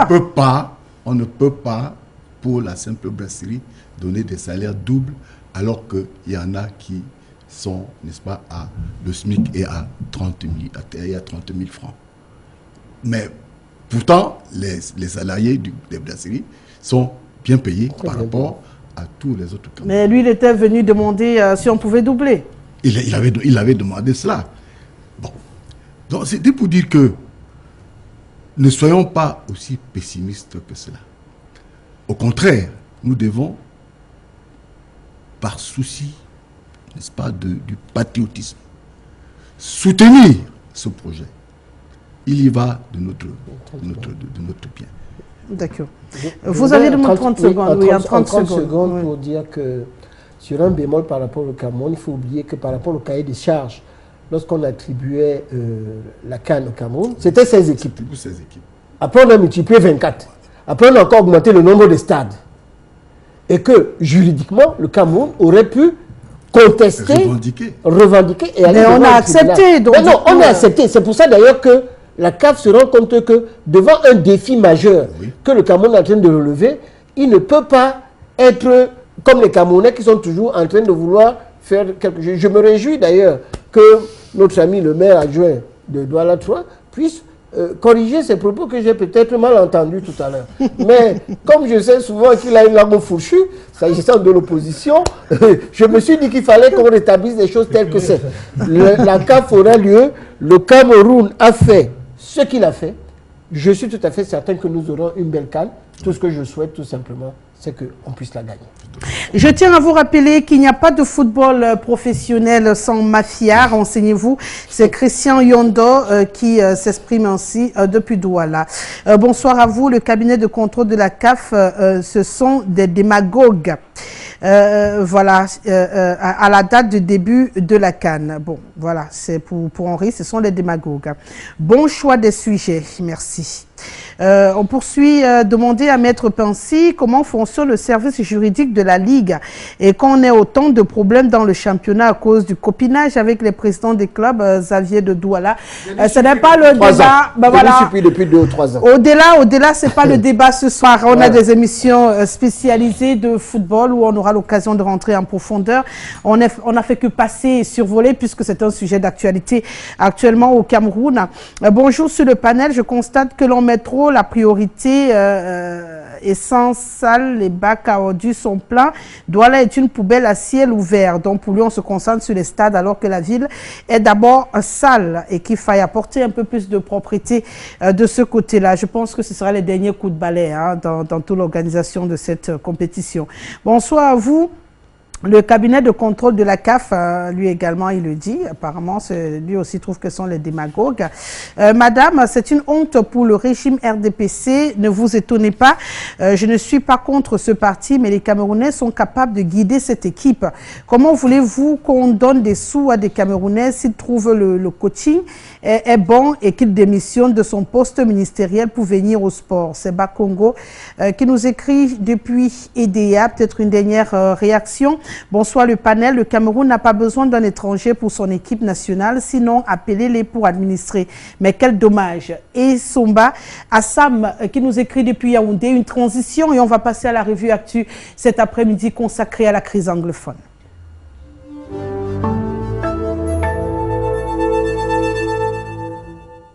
La semaine aura été marquée par plusieurs actualités concernant la crise dite anglophone qui secoue depuis plusieurs années déjà le nord-ouest et le sud-ouest du pays. Notamment, il faut le noter avec cette sortie, cette réunion organisée sans beaucoup de bruit, sans grand écho à Yaoundé par les leaders, les élites du sud-ouest Cameroun, mais également les chefs traditionnels du sud-ouest Cameroun au lendemain du décès de l'un d'entre eux. On rappelle que c'est le deuxième gardien de la tradition qui est assassiné dans cette partie du Cameroun. Ils ont fait une réunion à Yaoundé où ils se sont désolidarisés des autres chefs traditionnels du Nord-Ouest, prônant la paix. Pour eux, désormais, le gouvernement camerounais doit faire quelque chose, Monsieur Sepo, pour ramener la paix, parce que pour eux, c'est tout ce qu'il faut faire désormais, déposer les armes. Vous avez l'impression que cette sortie des chefs traditionnels augure quand même une suite positive pour la sortie de cette crise? Non, non, non. Moi, je n'en attends pas quelque chose de très intéressant. Vous ne pouvez pas vouloir rechercher la paix et en même temps vous jeter le problème sur vos confrères du Nord-Ouest, alors que vous êtes censé être dans... Moi, je prends ça comme plutôt... Les gens qui veulent donner l'impression qu'ils ne sont pour rien et que ce sont les autres qui créent les problèmes. Moi, j'aurais... Si ça avait été une recherche globale de solutions à la paix, on aurait compris ça. Maintenant, qui disent qu'ils doivent se désolidariser des chefs du Nord-Ouest, parce que semblerait-il, ce sont ces chefs-là qui sont derrière ce qu'on appelle... Peut-être un aveu qui voudrait également appeler à ce qu'on regarde dans le bon endroit aussi. Non, je pense que... Écoutez, madame, je pense... Ce n'est pas une surprise. Et puis, ce n'est un secret pour personne. Tout le monde sait comment cette crise a commencé. Et tout le monde sait qu'on aurait pu l'arrêter à un certain moment. Et tout le monde sait également qu'aujourd'hui, on a des mains cachées à l'arrière. Donc, on va avancer. Et il faut comprendre que dans tout le monde, ça a toujours été comme ça. Ce n'est pas Maître Pincy qui me démentira, ou encore d'autres. Chaque fois qu'il y a un conflit quelque part, lorsqu'on a laissé le conflit, la situation de crise aller jusqu'à la guerre, ça ne s'est jamais arrêté en 2 jours. Ce qu'il fallait faire, c'était tout faire pour qu'on n'en arrive pas là. Sauf qu'aujourd'hui, on en est là et il faut maintenant, avancer, on en est là. Maintenant, on en est là. Maintenant, oui. Puisqu'on en est là, il faut maintenant chercher toutes les solutions. Et toutes les solutions, c'est quoi? C'est remettre... Aujourd'hui, tout le monde est unanime pour dire une chose. Tout le monde attend que le président de la République dise quelque chose. Donc vous avez l'impression que les chefs traditionnels qui ne sont pas montés au créneau depuis le début de cette crise, et qui sont restés calmes, on a eu des exactions dans ces parties du Cameroun, et qui décident de sortir, ça compte pour du beurre, puisqu'il faut attendre uniquement le chef de l'État pour résoudre ce problème? Non, ce n'est pas ce que je dis. Justement, on veut comprendre ce que vous dites. On dit une chose, nous sommes tous d'accord que la situation de crise actuelle est due à un fait. Le pourrissement d'une situation. Une fois que la situation est pourrie, on s'attend à ce que la voie la plus autorisée prenne des décisions.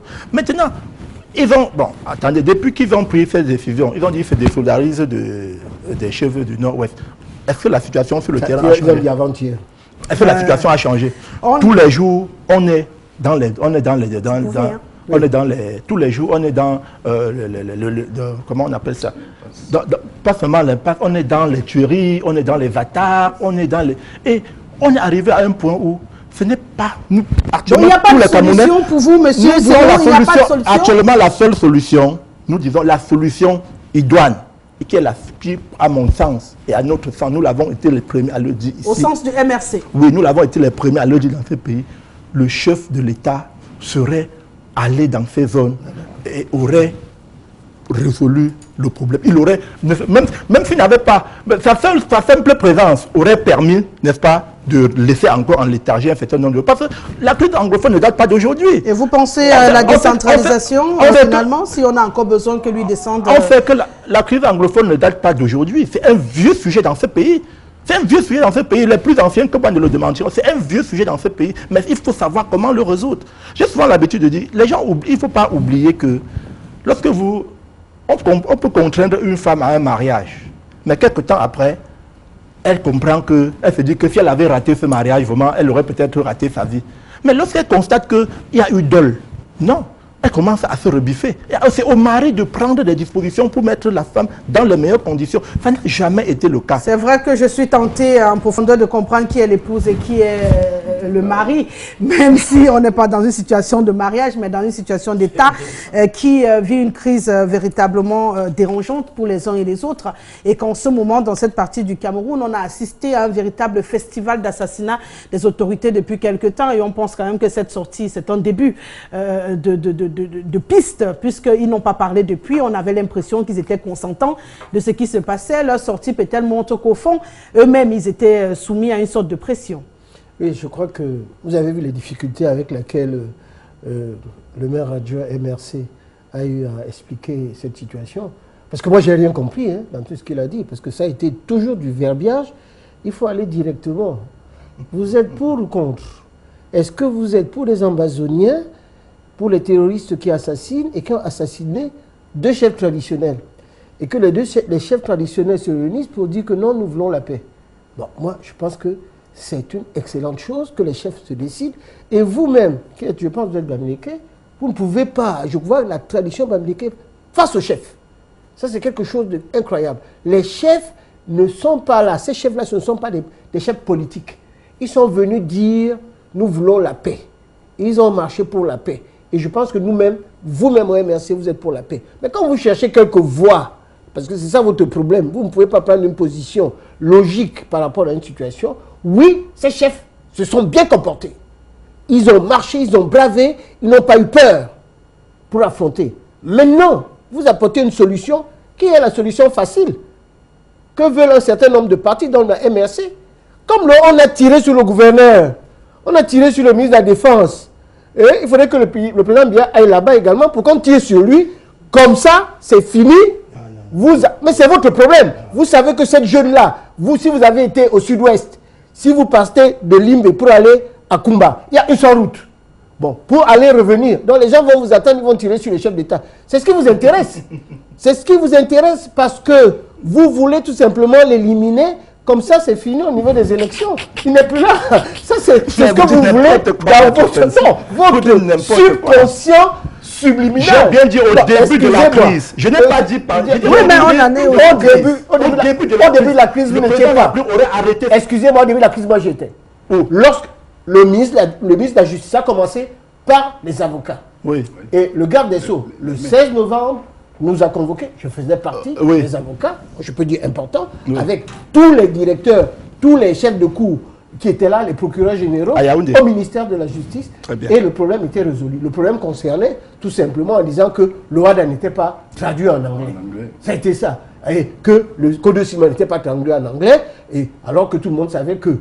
Et d'ailleurs, c'était Kamto qui, le 14 octobre 2008, s'est rendu à Montréal en disant que le Cameroun voudrait que ce texte-là soit, non seulement il est en anglais, mais il faudrait le traduire parce que nous sommes un produit, nous sommes un pays bilingue. C'était Kamto, à sa qualité de ministre délégué, qui allait plaider cette situation pour le Cameroun.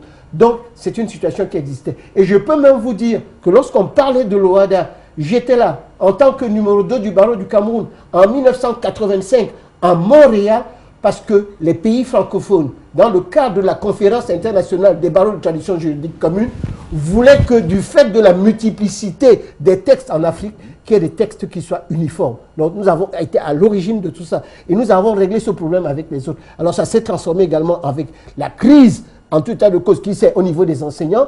M. Ngalé Bibeye, qui était ministre, a réglé ce problème. Ça c'est au niveau des nominations des magistrats. Les nominations ont été faites. Donc il y avait un agenda caché qui était celui des sécessionnistes. Et après, ça s'est transformé en gens, parce que les sécessionnistes extrémistes, que vous ne contrôlez pas, parce que je ne vous soupçonne pas d'être derrière.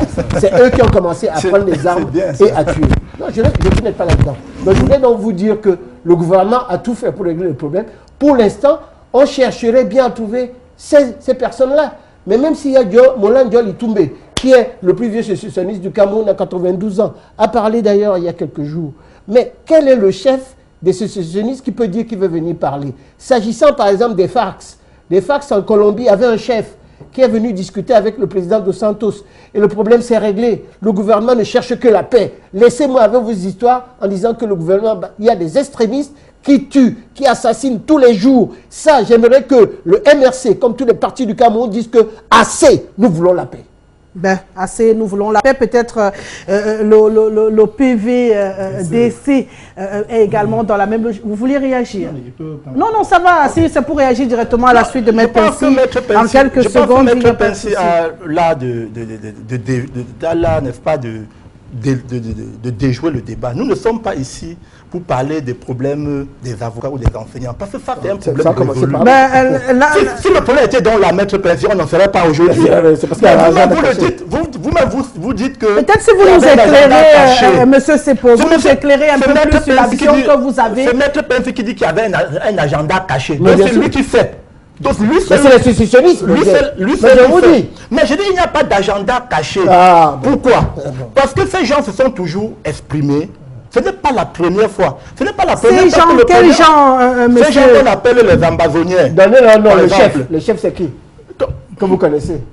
Maître Pensy, je pense que nous ne sommes pas, c'est pas un jeu de ping-pong. Non, non, non, bah, le débat était actif. Nous cherchons la paix dans ce pays.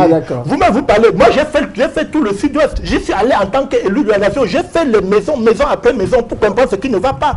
Quel est le véritable problème? Le résultat, c'est dans lequel, dites-nous ce que vous avez appris sur place. Le véritable problème, madame, c'est que les gens ont mal dans leur peau. Les gens ont mal à un certain moment. Je tiens à dire une chose, peut-être je vais chuter par là. Les Camerounais qui ont connu l'État fédéré du Cameroun occidental, par exemple, ceux du Camerounais qui sont restés dans l'État fédéré du Cameroun oriental, il n'y a jamais eu de différence parce que lorsqu'il y a eu réunification en 72, c'était la continuité. Pour eux, ils n'ont jamais vu. La réunification, c'était en 61, s'il te plaît. Ouais, je parle de l'unification. Je parle de l'unification.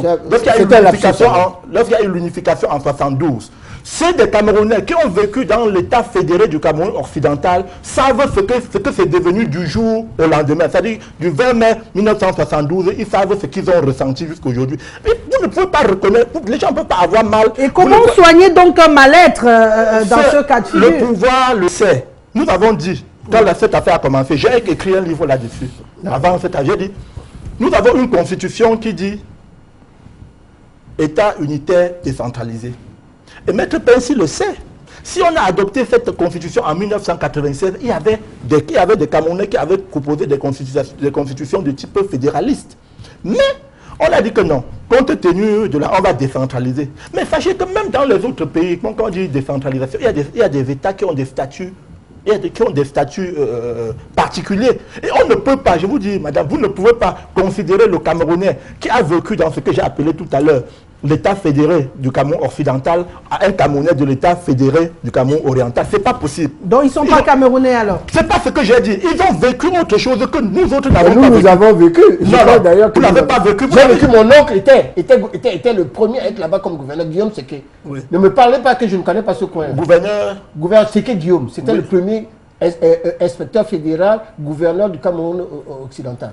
Ne me parlez pas de ça, je connais très bien. Donc vous voulez dire que rien n'a changé? Non, c'est parce que j'ai... Vous voulez dire que du jour au lendemain, rien n'a changé? Non, je suis en train de vous dire que la décentralisation effective. Le problème, c'est quoi? C'est la décentralisation effective. C'est de ça qu'il s'agit. C'est le choix que le Cameroun et le gouvernement... Mais ça fait 25 ans qu'on attend. Ça ne fait pas 25. Bon, si vous voulez 22, où est la différence? Bon. De toutes les façons, docteur Fogoum, peut-être pour réconcilier les uns et les autres, hein, on a également toujours dans cette actualité-là la conférence qui était initiée par Christian Toumi, le cardinal, qui a finalement été annulée et renvoyée à une date ultérieure. J'y arrivais. Donc, on suppose que la solution est toujours en train d'être cherchée. Oui, bien sûr. Vous savez, le problème du Cameroun globalement, tant celui du Cameroun occidental que le Cameroun oriental, vous le savez tous, pour tous ceux qui ont fait l'histoire, a commencé depuis 1919, quand la SDN a pris la décision de charcuter le Cameroun en deux et d'en donner une part aux Anglais et une autre partie aux Français. À ce moment précis, il y a une installation de deux systèmes, n'est-ce pas, de gouvernance. Et cela a duré 40 ans, c'est-à-dire de 1919 à 1961, ça fait au moins 40 ans. Ça veut dire que les gens avaient été complètement perdus. C'est-à-dire chacun devait rester dans son secteur. Mais pourquoi aujourd'hui... non, je vous aide à avancer, parce qu'on ne va pas refaire l'histoire du Cameroun, docteur Fogoum. Je voulais justement comprendre pourquoi on a mis 40 ans à nous séparer, et qu'au bout, 42 ans, donc une quarantaine d'années à nous séparer, pourquoi après une cinquantaine d'années, on a du mal à être unis? Pourtant, on l'était avant... Après, on nous a séparés et on demande qu'on soit à nouveau ensemble. 50 ans après, on a du mal à être ensemble. La question est très, très, très bien posée. Il fallait, n'est-ce pas, une étude à la base, dégager ce qui était bien pour les Camerounais de l'Orient et ce qui était bien pour qui était bien pour les Camerounais de l'Occident. Observer ce qui n'était ni bien pour les deux côtés et chercher un consensus. Ce qui n'a pas été fait. Nous l'avons fait dans la précipitation. Donc on doit refaire l'histoire aujourd'hui. On devra. Parce que cette affaire risque de durer encore plus longtemps. Parce que le président Biya, qui est d'ailleurs victime de cette situation, n'est-ce pas, est obligé, à sa place, il est obligé de cueillir la substantifique moelle de cette affaire. C'est pour cela qu'il faut du temps. C'est pour cela qu'il faut le laisser recevoir toutes les informations. Vous avez le droit de réagir, hein, c'est interactif. Toutes les informations de A à Z pour commencer à trouver la solution. Tant que nous n'avons pas, nous ne sommes pas d'accord sur un certain nombre de choses, on aura beau demander et la paix et ceci et cela. Ça arrivera pas. Et les gens qui sont parfois aigris et disent qu'ils ne sont pas bien dans leur peau, n'est-ce pas, dans cette situation. Je veux vous rappeler une chose, madame, monsieur, maître en sait quelque chose. Quand, en 69, j'ai eu mon bac, nous allons faire une excursion au Cameroun.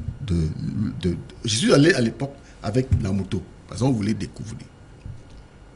Madame, il fallait un jour pour monter et un autre jour pour descendre. Donc, ça veut dire que les routes étaient étroites. Je ne sais pas si vous comprenez. Un jour pour monter. Un jour pour on va hop et un jour pour. Sans vous couper. Les routes à l'époque là-bas, deux voitures ne pouvaient pas se croiser. Donc on avait la journée pour les voitures qui descendent. Non, vous avez même sur un pont. L'autre voiture s'arrête sur un point et l'autre passe. Mais les routes étaient trop étroites. C'est comme ça que les Anglais ont laissé ce côté-là. Les Anglais n'ont rien fait. Ils n'ont rien fait là-bas. Vous n'étiez peut-être pas nés. Non, attendez, vraiment quand vous rigolez, c'est la réalité. Je suis malade. Parce que ceux qui ont profité, excusez-moi, vraiment, Moi, je vous me faites sortir de mes gants. Non. Ceux qui ont profité de l'unification au Cameroun, c'est les anglophones. Je vais vous dire encore une autre chose, madame, c'est pas possible, qui devrait vous choquer. Est-ce que vous savez que en 61, le terme bachelor, en anglais veut dire célibataire. Oui. Mais quand un anglophone arrivait, un fonctionnaire arrivait à Yaoundé et disait qu'il était bachelor, pour dire qu'il était célibataire, on disait qu'il avait le bac. Oui. Je ne sais pas si vous comprenez. Non. Et ça, il dit ceux qui ont le plus gagné dans cette affaire de l'unification, c'est les Camerounais c'est nos frères de l'autre côté. Et qu'est-ce qui s'est passé? En 72, le président de la République, je nomme M. Biya, M. Ahidjo, nous dit, camarades, tel que vous voyez, la fédération nous coûte extrêmement cher. C'est pour cela, n'est-ce pas, qu'on a créé plutôt un État unifié. Je ne sais pas si vous me comprenez. Et ça a fait que, effectivement, dans cette précipitation, on n'a pas fait des analyses telles que nous venions puisque les lois étaient différemment, n'est-ce pas, appliquées tant d'un côté que de l'autre. Maître est mieux placé que moi pour savoir. Il vient de l'expliquer d'ailleurs il y a quelques minutes. Mais je vous dis, sur le plan pratique, sur le plan matériel, sur le plan fonctionnel, sur le plan du développement, sur le plan de l'évolution de l'homme, les anglophones, qui étaient abandonnés par le Nigeria, n'est-ce pas? Parce que vous allez penser qu'à l'époque, le pétrole était découvert. Je regrette. Il n'y avait pas de pétrole. Il n'y avait rien. Il n'y avait que la CDC, qui était le grand patron, qui avait presque 9000... plus 30 000. Plus de 30 000 employés, à qui on donnait moins de 12 000 francs. Moins de 12 000 francs le mois. J'ai eu des amis qui sont anglophones, qui disent que leur papa a touché moins de 12 000 francs le mois. Bon, le coût de la vie aussi était un peu moindre dans ce temps. J'arrive à vous mettre penser le temps peut-être de permettre, puisqu'il n'y a que lui qui pense différemment, de réagir aussi. Moi, je pense qu'il faut resituer l'histoire. Et on dit, la plupart du temps, il y a un adage qui dit, tant que ce sont les chasseurs qui écriront l'histoire de la chasse, ils seront toujours... Ils auront toujours la part belle. Qu'est-ce qu'on doit comprendre, ça veut dire quoi, madame? Ça veut dire que je suis bien d'accord que Maître Penfé et le docteur vous me parlent de cette partie de l'histoire de cette partie qui est revenue. Mais je leur rappelle, le Cameroun allemand avait 750 000 km². On le sait. Bien sûr. Le Cameroun allemand avait 750 000 km². Nous revendiquons même au Parti des Verts. Laissez-moi finir. Nous le revendiquons. Laissez-moi finir. Ouais. Mais au lendemain de l'indépendance, en 1960, personne n'a réclamé ces partis qui étaient allés en Centrafrique, au Gabon et autres. Je rappelle que les deux partis qui étaient gouvernés par l'Angleterre, il y a une partie qui est allée au Nigeria. Tout à fait. Qui constitue l'État nigérien. Ceux-là sont venus au Cameroun. Donc vous ne pouvez pas dire, parce que le Cameroun, quand le Cameroun va à l'indépendance, cette partie du Cameroun ne la suit pas. Ils ne vont pas ensemble. C'est par la suite qu'ils prennent leur indépendance et décident de rejoindre le Cameroun. Donc ces deux entités, vous n'allez pas dire que ce pas deux entités différentes. Maintenant, lorsqu'il me dit que...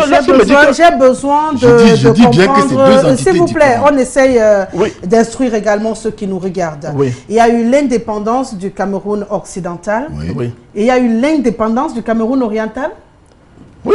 En quelle année? C'est justement le Cameroun. Oui, à combien de jours ils ont eu Non, le Cameroun oriental Parce que le Cameroun, l'État du Cameroun... Il faut nous guider. L'État du Cameroun qui accède... Permettez, M. Sepo, je vous redonne votre parole, rassurez-vous, parce qu'on sait qu'il y a des milliers de personnes qui nous regardent aussi. On sait qu'il y a eu une indépendance officielle donnée par la France au Cameroun. En 1960. Voilà. Maintenant, on sait qu'on avait un souci. De l'autre côté, on jugeait que l'espace ne permettait pas qu'ils aient une indépendance et qu'il fallait choisir soit de se rattacher au Nigeria, soit de se rattacher au Cameroun. D'où cette division. Une partie est partie avec le Nigeria et l'autre avec le Cameroun. Ça veut dire qu'ils n'ont jamais eu une indépendance et ils se sont ralliés au Cameroun pour pouvoir avoir une indépendance. Je pense qu'il faut restituer l'histoire du Cameroun pour le bien de ceux qui nous regardent, parce qu'on a des élèves qui nous regardent également et qui doivent savoir, si je vous donne l'occasion d'expliquer l'histoire du pays, c'est pour qu'on sorte d'ici avec la vérité. Même si par la suite on sait que c'est la crise anglophone qu'il faille résoudre, il faudrait restituer l'information telle qu'elle est. Je vous la redonne votre parole, monsieur. Très bien. J'étais en train de dire que quand le Cameroun oriental va à l'indépendance en 1960, cette partie qui était appelée à l'époque le Southern Cameroun n'était pas encore indépendant. Il faut qu'on soit d'accord là-dessus, Maître Pensy. Si vous dites le contraire, c'est que... On dit tous qu'ils n'ont jamais été... Maintenant, si vous remontez dans l'histoire, vous allez voir que depuis 1955-56, les batailles se menaient pour que certains de ce côté-là voulaient rattacher le Cameroun. Ça a été l'une des batailles de l'UPC qui voulait rattacher d'abord le Cameroun, cette partie-là, au Cameroun avant l'indépendance, ce qui n'a pas marché. Le Cameroun oriental est donc allé à l'indépendance. Maintenant, quand l'ONU organise, n'est-ce pas, ce référendum qui leur permet de choisir leur camp. Voilà, qui leur permet d'être autonomes et de se rejoindre soit au Nigeria, soit au... Mais je rappelle, il y avait trois camps. Il y en avait qui voulaient se rattacher au Nigeria, il y en avait qui voulaient se rattacher au Cameroun, il y en avait qui voulaient être indépendants. Bien sûr. Et la majorité a voté pour l'appartenance au Cameroun. Et c'est pour se rejoindre au Cameroun. C'est à ce moment que l'État fédéral du Cameroun naît, avec l'État fédéré du Cameroun occidental et l'État fédéré du Cameroun oriental. Maintenant, lorsque vous dites que le problème anglophone n'existe pas, non, monsieur Sepo, il a semblé le dire. Permettez, s'il vous Jamais. plaît. S'il vous plaît, ne me donnez pas ça. Non, s'il vous plaît, J'ai commencé même depuis 1919. Permettez de revenir aux fondamentaux. Permettez, s'il vous plaît. Je crois que c'est deux formations différentes. Vous avez réussi tous les trois à regrouper les différents pans de l'histoire du Cameroun. Je vais pas terminer parce que je vais être plus précis. Oui. Donnez-moi quelques secondes, Maître Pensy. Juste le fait de comprendre qu'aujourd'hui, on sait qu'on est censé, d'après la constitution du Cameroun, être un État unitaire, décentralisé, comme on est en train d'y aller. Et aujourd'hui, on a une crise sous la main qui secoue la partie nord-ouest du Cameroun, puisqu'on doit parler de présidentielle dans quelques minutes. Si on refait simplement l'histoire de la zone anglophone, l'anglo-francophone, on n'est pas prêt de sortir de cette émission. Ça fait des mois et des mois qu'on aborde sur ce plateau la question de la crise anglophone. Donc, c'est pourquoi je souhaitais qu'on revienne pour sortir de ce sujet sur l'actualité. L'actualité veut qu'on soit en train de rechercher les solutions à cette crise. Absolument. Et il y a quelqu'un qui nous guide, ça se peut vous donner la parole. Bonsoir au panel, je suis d'accord avec Maître Pensy. Vous ne pouvez pas demander le dialogue alors que vous ne mettez aucun chef devant. Si les sécessionnistes appellent le dialogue, qu'ils nous montrent leur chef, sinon l'armée va continuer à faire son travail. C'est M. Seke qui nous écrit depuis EDEA en 30 secondes. Une réaction par rapport à la sortie de cette crise, en 30 secondes. Vous ne pouvez pas dire que les gens n'ont pas de chef quand vous-même, le gouvernement a dit qu'ils ont arrêté leur chef au Nigeria, on les a mis en prison au Cameroun. Mais c'est pas croyable. C'est le gouvernement qui a dit, voilà les chefs des sécessionnistes, Ayoub Tabé et autres qu'on a arrêtés, qu'on a mis en prison au Cameroun. D'où vient-il qu'on dit qu'ils n'ont pas de chef? C'est le gouvernement qui dit, voilà les responsables, on les a arrêtés, on l'a mis en prison. Donc vous ne pouvez pas dire qu'ils n'ont pas de chef, en même temps vous dites que leurs chefs sont en prison. Je voulais juste rebondir là-dessus pour dire que c'est pas... Okay. Donc pour vous, il faudra s'adresser à Sékou Tabé du côté de Yaoundé en 30 secondes, Maître Pensy, pour sortir de ce sujet. Un petit rappel historique. Parce que si nous avons des problèmes aujourd'hui, c'est à cause de l'ONU. Voilà. Parce que c'est l'ONU qui est en faute. Le Cameroun, vous avez souligné, avait 750 000 kilomètres. D'accord là-dessus. Et que lorsque les Allemands ont perdu la guerre, On a charcuté le Cameroun et on était sous protectorat. Voilà. Et le docteur l'a souligné, un côté au niveau des Anglais, de l'autre côté au niveau des Français. Maintenant, oui, sous mandat, c'est protectorat. Maintenant, quand on doit donner l'indépendance, et c'est ce qu'a demandé l'UPC, parce que je ne suis pas épéciste, mais l'UPC allait se battre, justement, notamment aux Nations Unies, dans les années 50, pour demander qu'il y ait la réunification de tout le Cameroun.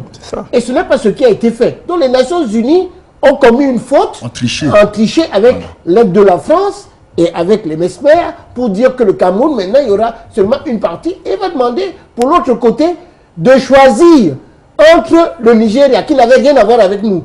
Et il n'était pas nigérien, il avait rien à voir. Et c'est pour ça que, par exemple, le docteur Ndele, qui avait épousé une femme du Nigeria, a choisi du côté du Nigeria. Et que Tandem Mouna, avec Foncha, qui était Foncha était d'origine de Tchang, et Tandem Mouna, c'est des graphiles, mais Tandem Mouna était ministre des transports fédéraux du Nigeria, se sont battus pour qu'ils rentrent ici dans leur pays. Et c'est ce qui s'est passé. Donc si nous devons rentrer au statu quo ante, le statu quo ante, c'est de réunir tout le Cameroun, ce n'est pas en 1961. Donc vous êtes en retard sur le cadre de l'analyse. Par ailleurs, je voudrais juste terminer sur ce point, sur ce qui s'est passé, ce que nous devions faire. Lorsqu'on a décidé, d'ailleurs, quand il y a eu, on a discuté pour que tous les Camerounais se fassent dans une conférence. Cette conférence-là a abouti avec M. Toumi en disant, comme on ne peut pas aller au fédéral, on va faire un État décentralisé. C'est pour cela qu'on est allé à cette constitution de 1996 au point de vue historique. Je reconnais que la décentralisation met du temps parce que avant, et c'est vrai, quand on était l'État fédéral, pour faire une route, vous n'avez pas besoin d'aller à Yaoundé. C'est ce qui dérange du fait que maintenant ça prend trop de temps et que lorsque ça va à Yaoundé, les gens coupent le crédit, machin et tout ça, ils prennent de l'argent. D'autres problèmes, et le président de la République l'a dit. Il a dit, il faut qu'il y ait une décentralisation accélérée cette année. Je regrette que ce ne soit pas encore fait. Je souhaite qu'on ait la possibilité de régler les problèmes qu'on peut régler dans chaque région, au niveau des régions, comme ça, par exemple, dans la région du littoral, qui produit le plus du tiers du produit intérieur brut du Cameroun, le littoral. Mais on va vers ce qu'on appelle les transferts sociaux pour qu'on ne prenne pas la totalité de l'argent pour aller ailleurs.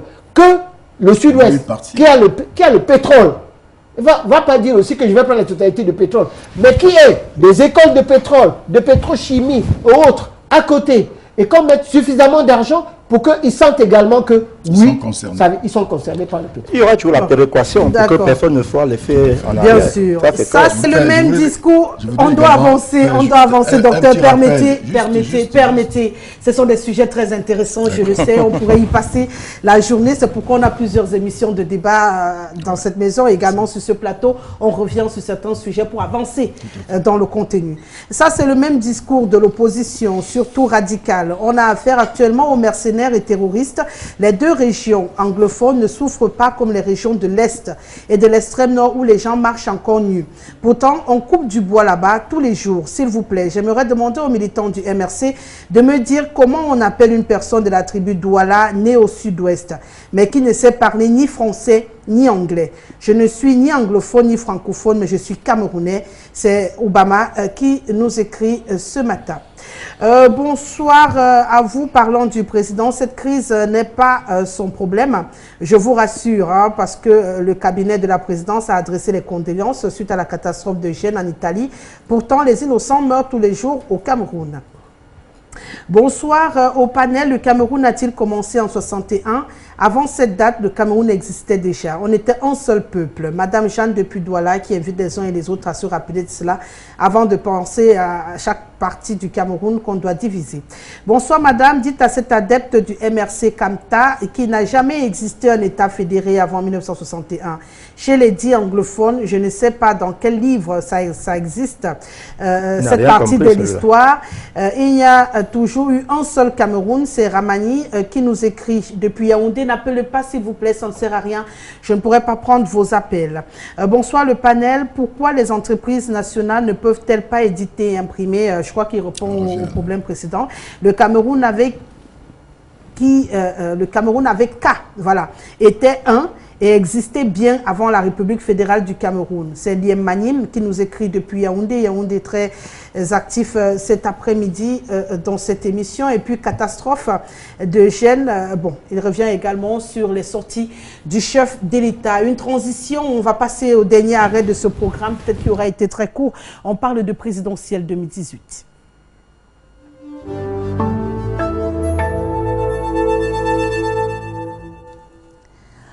Avant d'y entrer, je rappelle aux panélistes que quand on en arrive à ce niveau, pour les habitués, ils le savent, pour les autres, c'est peut-être nouveau, c'est 1 minute. À chaque prise de parole, vous pourrez revenir autant de fois que possible, que le temps nous le permettra. Mais si vous traînez, je serai obligée de vous interrompre, ce qui n'est pas mon souhait, mais si c'est nécessaire, je devrais le faire. Alors, le Conseil constitutionnel a donc rejeté finalement tous les recours. Hein. Ils étaient 12 au total, on en a parlé la semaine dernière, avec des raisons pour ce qui était des recours parfois assez drôles, puisqu'il y en a qui parlaient d'être investis par Dieu, le cas de Geneviève Zé. On avait d'autres qui trouvaient qu'il méritait être dans cette course, puisqu'on avait Paul Biya qui n'était pas Biya Paul. Il y avait plusieurs raisons comme ça, mais finalement, les salles ont statué. On aura uniquement 9 partis politiques en course pour cette présidentielle prévue le 7 octobre prochain. Le premier arrêt, beaucoup de plaintes. Hein. Je vais commencer peut-être par la dernière sortie. On a le G35. Avant de venir parler de l'ECAM, je vais parler de ces recours qui ont été introduits. On a le G35 qui s'est créé après le G20, docteur Justin Fogoum. Votre parti fait partie du G20. Aujourd'hui, on a le G35, 35 associations de jeunes qui se sont mobilisées à Yaoundé pour pouvoir soutenir la candidature du président Paul Biya. Est-ce que vous avez l'impression que tous ces mouvements que vous créez, vous fédérez autour du candidat Paul Biya pourraient jouer un petit rôle dans sa réélection? Madame, quand on va à une élection, surtout à une élection majeure, telle que les présidentielles, tous les moyens sont requis. L'élection, c'est quoi? C'est une voix. Si, avant de commencer, de m'avancer, n'est-ce pas, en ligne, j'ai déjà 35 personnes qui me soutiennent, je suis bien parti par rapport, n'est-ce pas, à d'autres, à tous ceux avec qui je suis en course. On pourra avoir de G35, on pourra avoir de G50, parce que, souvenez-vous, il y a 300 partis dans ce pays. Donc, le parti qui se sent concerné, le parti qui croit pouvoir donner, le parti qui adopte, n'est-ce pas, le projet politique de son candidat, est prêt à faire ce qu'il doit faire pour être avec le champion. D'accord. Monsieur Julien Tengue, comment on peut comprendre qu'il y ait autant de facilité à avoir des coalitions autour du chef de l'État et qu'à l'opposition, on ait autant du mal à réussir à faire une sorte de coalition pour pouvoir avoir un candidat unique tel que demandé par le peuple. On a encore vu une dernière sortie il y a quelques jours où on avait 2 candidats à la présidentielle de l'opposition qui ont eu du mal, ils étaient des candidats, qui ont eu du mal à dire d'accord, on se donne la main et on va faire équipe pour affronter le candidat Paul Biya. Pourtant, ce serait l'idéal aussi, monsieur Seko. Je vais commencer par dire que pour les recours, pour les gens qui ont été... tous ces recours qui ont été rejetés, c'était prévisible, parce que moi j'ai estimé que c'est de la fantaisie. Il ne faut pas vraiment... Déjà, on avait même des candidatures très fantaisistes. Oui, vraiment, c'est de la fantaisie. Moi, j'ai comme impression qu'au Cameroun, il suffit de se porter candidat aux élections présidentielles pour avoir directement une tribune et se retrouver, n'est-ce pas, sur le toit du monde. Mais je vais vous dire une chose, madame. Il a parlé tout à l'heure de 300 partis politiques qui vivent au Cameroun. Mais un parti politique, c'est quoi? Un parti politique se crée pour s'évaluer. Et le seul moment d'évaluation d'un parti politique, c'est les élections. Alors, vous ne pouvez pas comprendre qu'un parti est créé depuis plus de 30, depuis 25, 30 ans, qui n'a jamais participé à une élection, même une élection locale. Mais ce n'est pas un parti politique. Ce n'est pas un parti politique. Moi, je serais bien d'accord que les gens, à un certain moment, estiment que vraiment, nous, on avait une autre certaine vision peut-être ça n'a pas marché, on n'a pas... Et qu'ils prennent leur carte du RDPC et qu'ils assument qu'ils sont du RDPC. Que de se dire nous sommes de l'opposition et on soutient le président Paul. Alors, ça n'a pas de sens. Bon, Maintenant, vous avez donné la règle du jeu, hein, monsieur. Non, je n'ai pas encore fait je regarde le temps. Si, vous l'avez déjà fait. Là, c'est vous qui m'avez maintenant, vous avez pris mes 15 secondes, je vais le rattraper tout à l'heure. Non, il n'y a pas de souci, on ne va pas jouer au chrono, mais il faut être très attentif parce que ça va tellement vite. Maître Pensy, vous peut-être vous êtes bien loti en ce moment dans le Rassemblement démocratique du peuple camerounais, mais quand même la question, comment comprendre? Pourquoi il y a autant de mal? Peut-être vous êtes un homme politique, vous allez apprécier. Pourquoi on a autant de mal à fédérer les forces dans l'opposition au Cameroun? Pourquoi autant de difficultés à avoir un candidat? Tout le peuple ne demande que cela et pourtant on n'arrive pas à réunir 8 personnes. Je me rappelle en 2011 ils étaient environ 17. Aujourd'hui ils sont que 8 et on a toujours autant de mal à avoir une coalition dans l'opposition du Cameroun. Moi, je pose la question contraire. Est-ce que des gens qui sont incapables de s'entendre à 8 peuvent s'entendre avec 25 millions de Camerounais? C'est absolument impossible.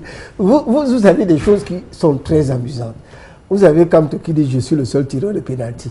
C'est-à-dire « je suis l'entraîneur, joueur, tireur de pénalty ». Vous avez de l'autre côté Joshua qui dit que d'une manière ou d'une autre, c'est les ruisseaux qui vont vers le fleuve ou bien vers la mer. Donc, moi j'ai été investi, le Congrès m'a donné de faire mon programme. Ceux qui veulent venir avec moi, il faut qu'ils s'alignent sur mon programme. Alors que les autres partis sont supposés avoir les mêmes programmes. Et non, ces gens-là sont incapables de s'entendre. Après, ils vont vous dire que non, il y a une taupe derrière, parce qu'effectivement, c'est très amusant que le RDPC, c'est l'œil de Moscou. Il y a le RDPC partout. Alors, le RDPC, c'est un parti de rassemblement.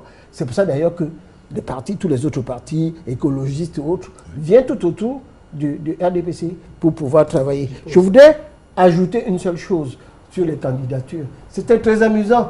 Vous avez Bilet qui va au trésor public, qui ferme à 15h30, avec un huissier à 23h30, dit-il pour verser l'argent. Comment on va verser l'argent au trésor à 15h30 alors que les textes disent que c'est fermé à 15h. Et vous avez eu également d'autres candidats qui étaient, c'est notre ami du MRC qui l'a dit, aussi ridicules les uns que les autres. Je crois que ça a été une bonne chose. Ça veut dire que au niveau de l'ECAM, on a fait un excellent travail. Et il faudrait féliciter l'ECAM sur ce point-là et que le Conseil constitutionnel a fait son travail et que ce travail était remarquable et il faudrait les féliciter en ce sens. Donc on s'achemine tranquillement vers une élection avec 9 candidats finalement au soir du 7 octobre prochain, malgré les appels par exemple du candidat Cabral hein, qui a appelé à un premier tour entre partis de l'opposition. Peut-être finalement un combat pour entre guillemets la seconde place. Madame, je tiens à vous dire quand même une chose. Il ne faut pas que... Vous avez vu Maître Penfi tout à l'heure, il a dit en souriant que vous voyez, ils ne peuvent pas s'entendre. C'est le langage du RDPC. C'est comme ça qu'il Quel est donc le langage que renvoie l'opposition, le Camerounais? C'est comme ça qu'il distrait les Camerounais, que s'ils ne peuvent pas s'entendre, ils ne peuvent pas gouverner. Vraiment, il y a des partis qui travaillent pour gouverner ce pays. Et ne pensez pas que c'est facile pour l'opposition de travailler dans ce pays. Ils sont du RDPC, ils le savent. Ce n'est pas facile pour l'opposition de travailler dans ce pays. Et vous ne pouvez pas penser qu'on va du jour au lendemain comme ça, ils viennent vous dire que non, s'ils ne s'entendent pas, comment est-ce qu'ils peuvent faire, comment ils peuvent gagner une élection face à Paul Biya. C'est normal. C'est pas facile de déboulonner un régime sexagénaire. C'est pas facile. Mais je dis, nous travaillons pour le faire. Et vous ne pouvez pas comprendre que, parce qu'on se retrouvait sur une même ligne de départ, on a dit il y a 8 candidats, plus M. Biya, ça fait 9, on ne peut pas compter M. Biya, puisqu'il est en face, tout le monde se bat contre lui. Et que, tout simplement parce que vous avez réuni 30 millions pour poser votre candidature et vous devenez subitement intéressant, il faut que vous fixiez des règles de jeu à tous les... Non, nous disons, nous travaillons depuis la création du MSC, nous avons toujours été pour la fusion des actions de l'opposition, pour mener un travail commun de l'opposition afin de déboulonner ce régime. Ça c'est un livre que j'ai écrit concernant la démocratie au Cameroun, depuis les élections présidentielles, depuis le retour de multipartisme jusqu'à aujourd'hui. Et vous pouvez vous trouver là-dedans toutes les occasions manquées. Et je veux vous dire que ce n'est pas tant parce que le candidat du RDPC est très fort, c'est tant parce que les Camerounais sont désintéressés par la chose politique. Ils ne savent pas que leur voix compte. Et nous leur disons, votre voix compte, allez voter. C'est ça qui est important. D'accord. Déjà, il faudrait s'inscrire sur les listes électorales, ce qui a été fermé. Malheureusement, tous les partis de l'opposition qui sont passés sur ce plateau ont pu constater qu'il n'y avait pas eu autant d'inscriptions sur les listes électorales qu'en 2011, ce qui réduit déjà considérablement beaucoup de chances pour tous les candidats qui sont en lice. Hein. Mais on va s'arrêter un tout petit peu sur la situation de revendication, Dr Fougoum. On a l'opposition qui a un problème avec les différents bureaux de vote choisis par Élections de Cameroun. Je pense aux casernes qui sont contestées. Ils trouvent que c'est un environnement maintenu des militaires et que vous partagez cette position. Oh ben ça ne veut rien dire. N'est-ce pas, dès lors où on a un centre n'est-ce pas, de vote, il doit être admis par tout le monde que ce centre n'est pas un lieu de tricherie. Ceux qui pensent à la tricherie, ce sont eux qui trichent. Parce que vous comprenez très bien que si on est honnête et si vos collaborateurs sont au bureau, comment peut-on tricher devant vous? Vous répondez à cette question. Comment peut-on tricher devant moi qui suis, n'est-ce pas, représentant du MRC ou du, je sais pas moi, de l'UPC, alors que je suis en train de défendre mon candidat? Non, c'est un trompe-l'œil. C'est parce que l'opposition, enfin, quand je dis l'opposition, ceux qui vont aux élections n'ont rien à dire pour justifier les échecs de demain.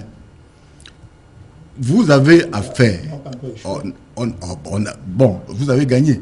Bon, on a affaire à un parti, à un candidat fortement, n'est-ce pas, implanté.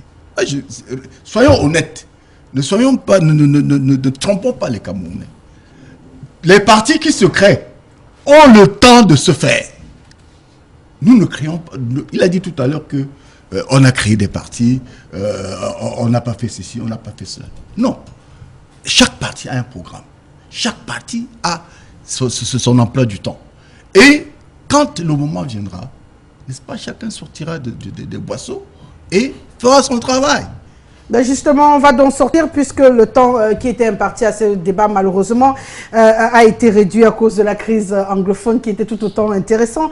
On devait parler de la sécurité, on le fera sûrement samedi prochain puisque c'est l'actualité, la présidentielle 2018 au Cameroun. Mais on va sortir avec vous, Maître Pincy, sur cette question des casernes. Peut-être il faut rassurer les uns et les autres. Les bureaux de vote, même quand ils sont dans les casernes, ils sont légaux.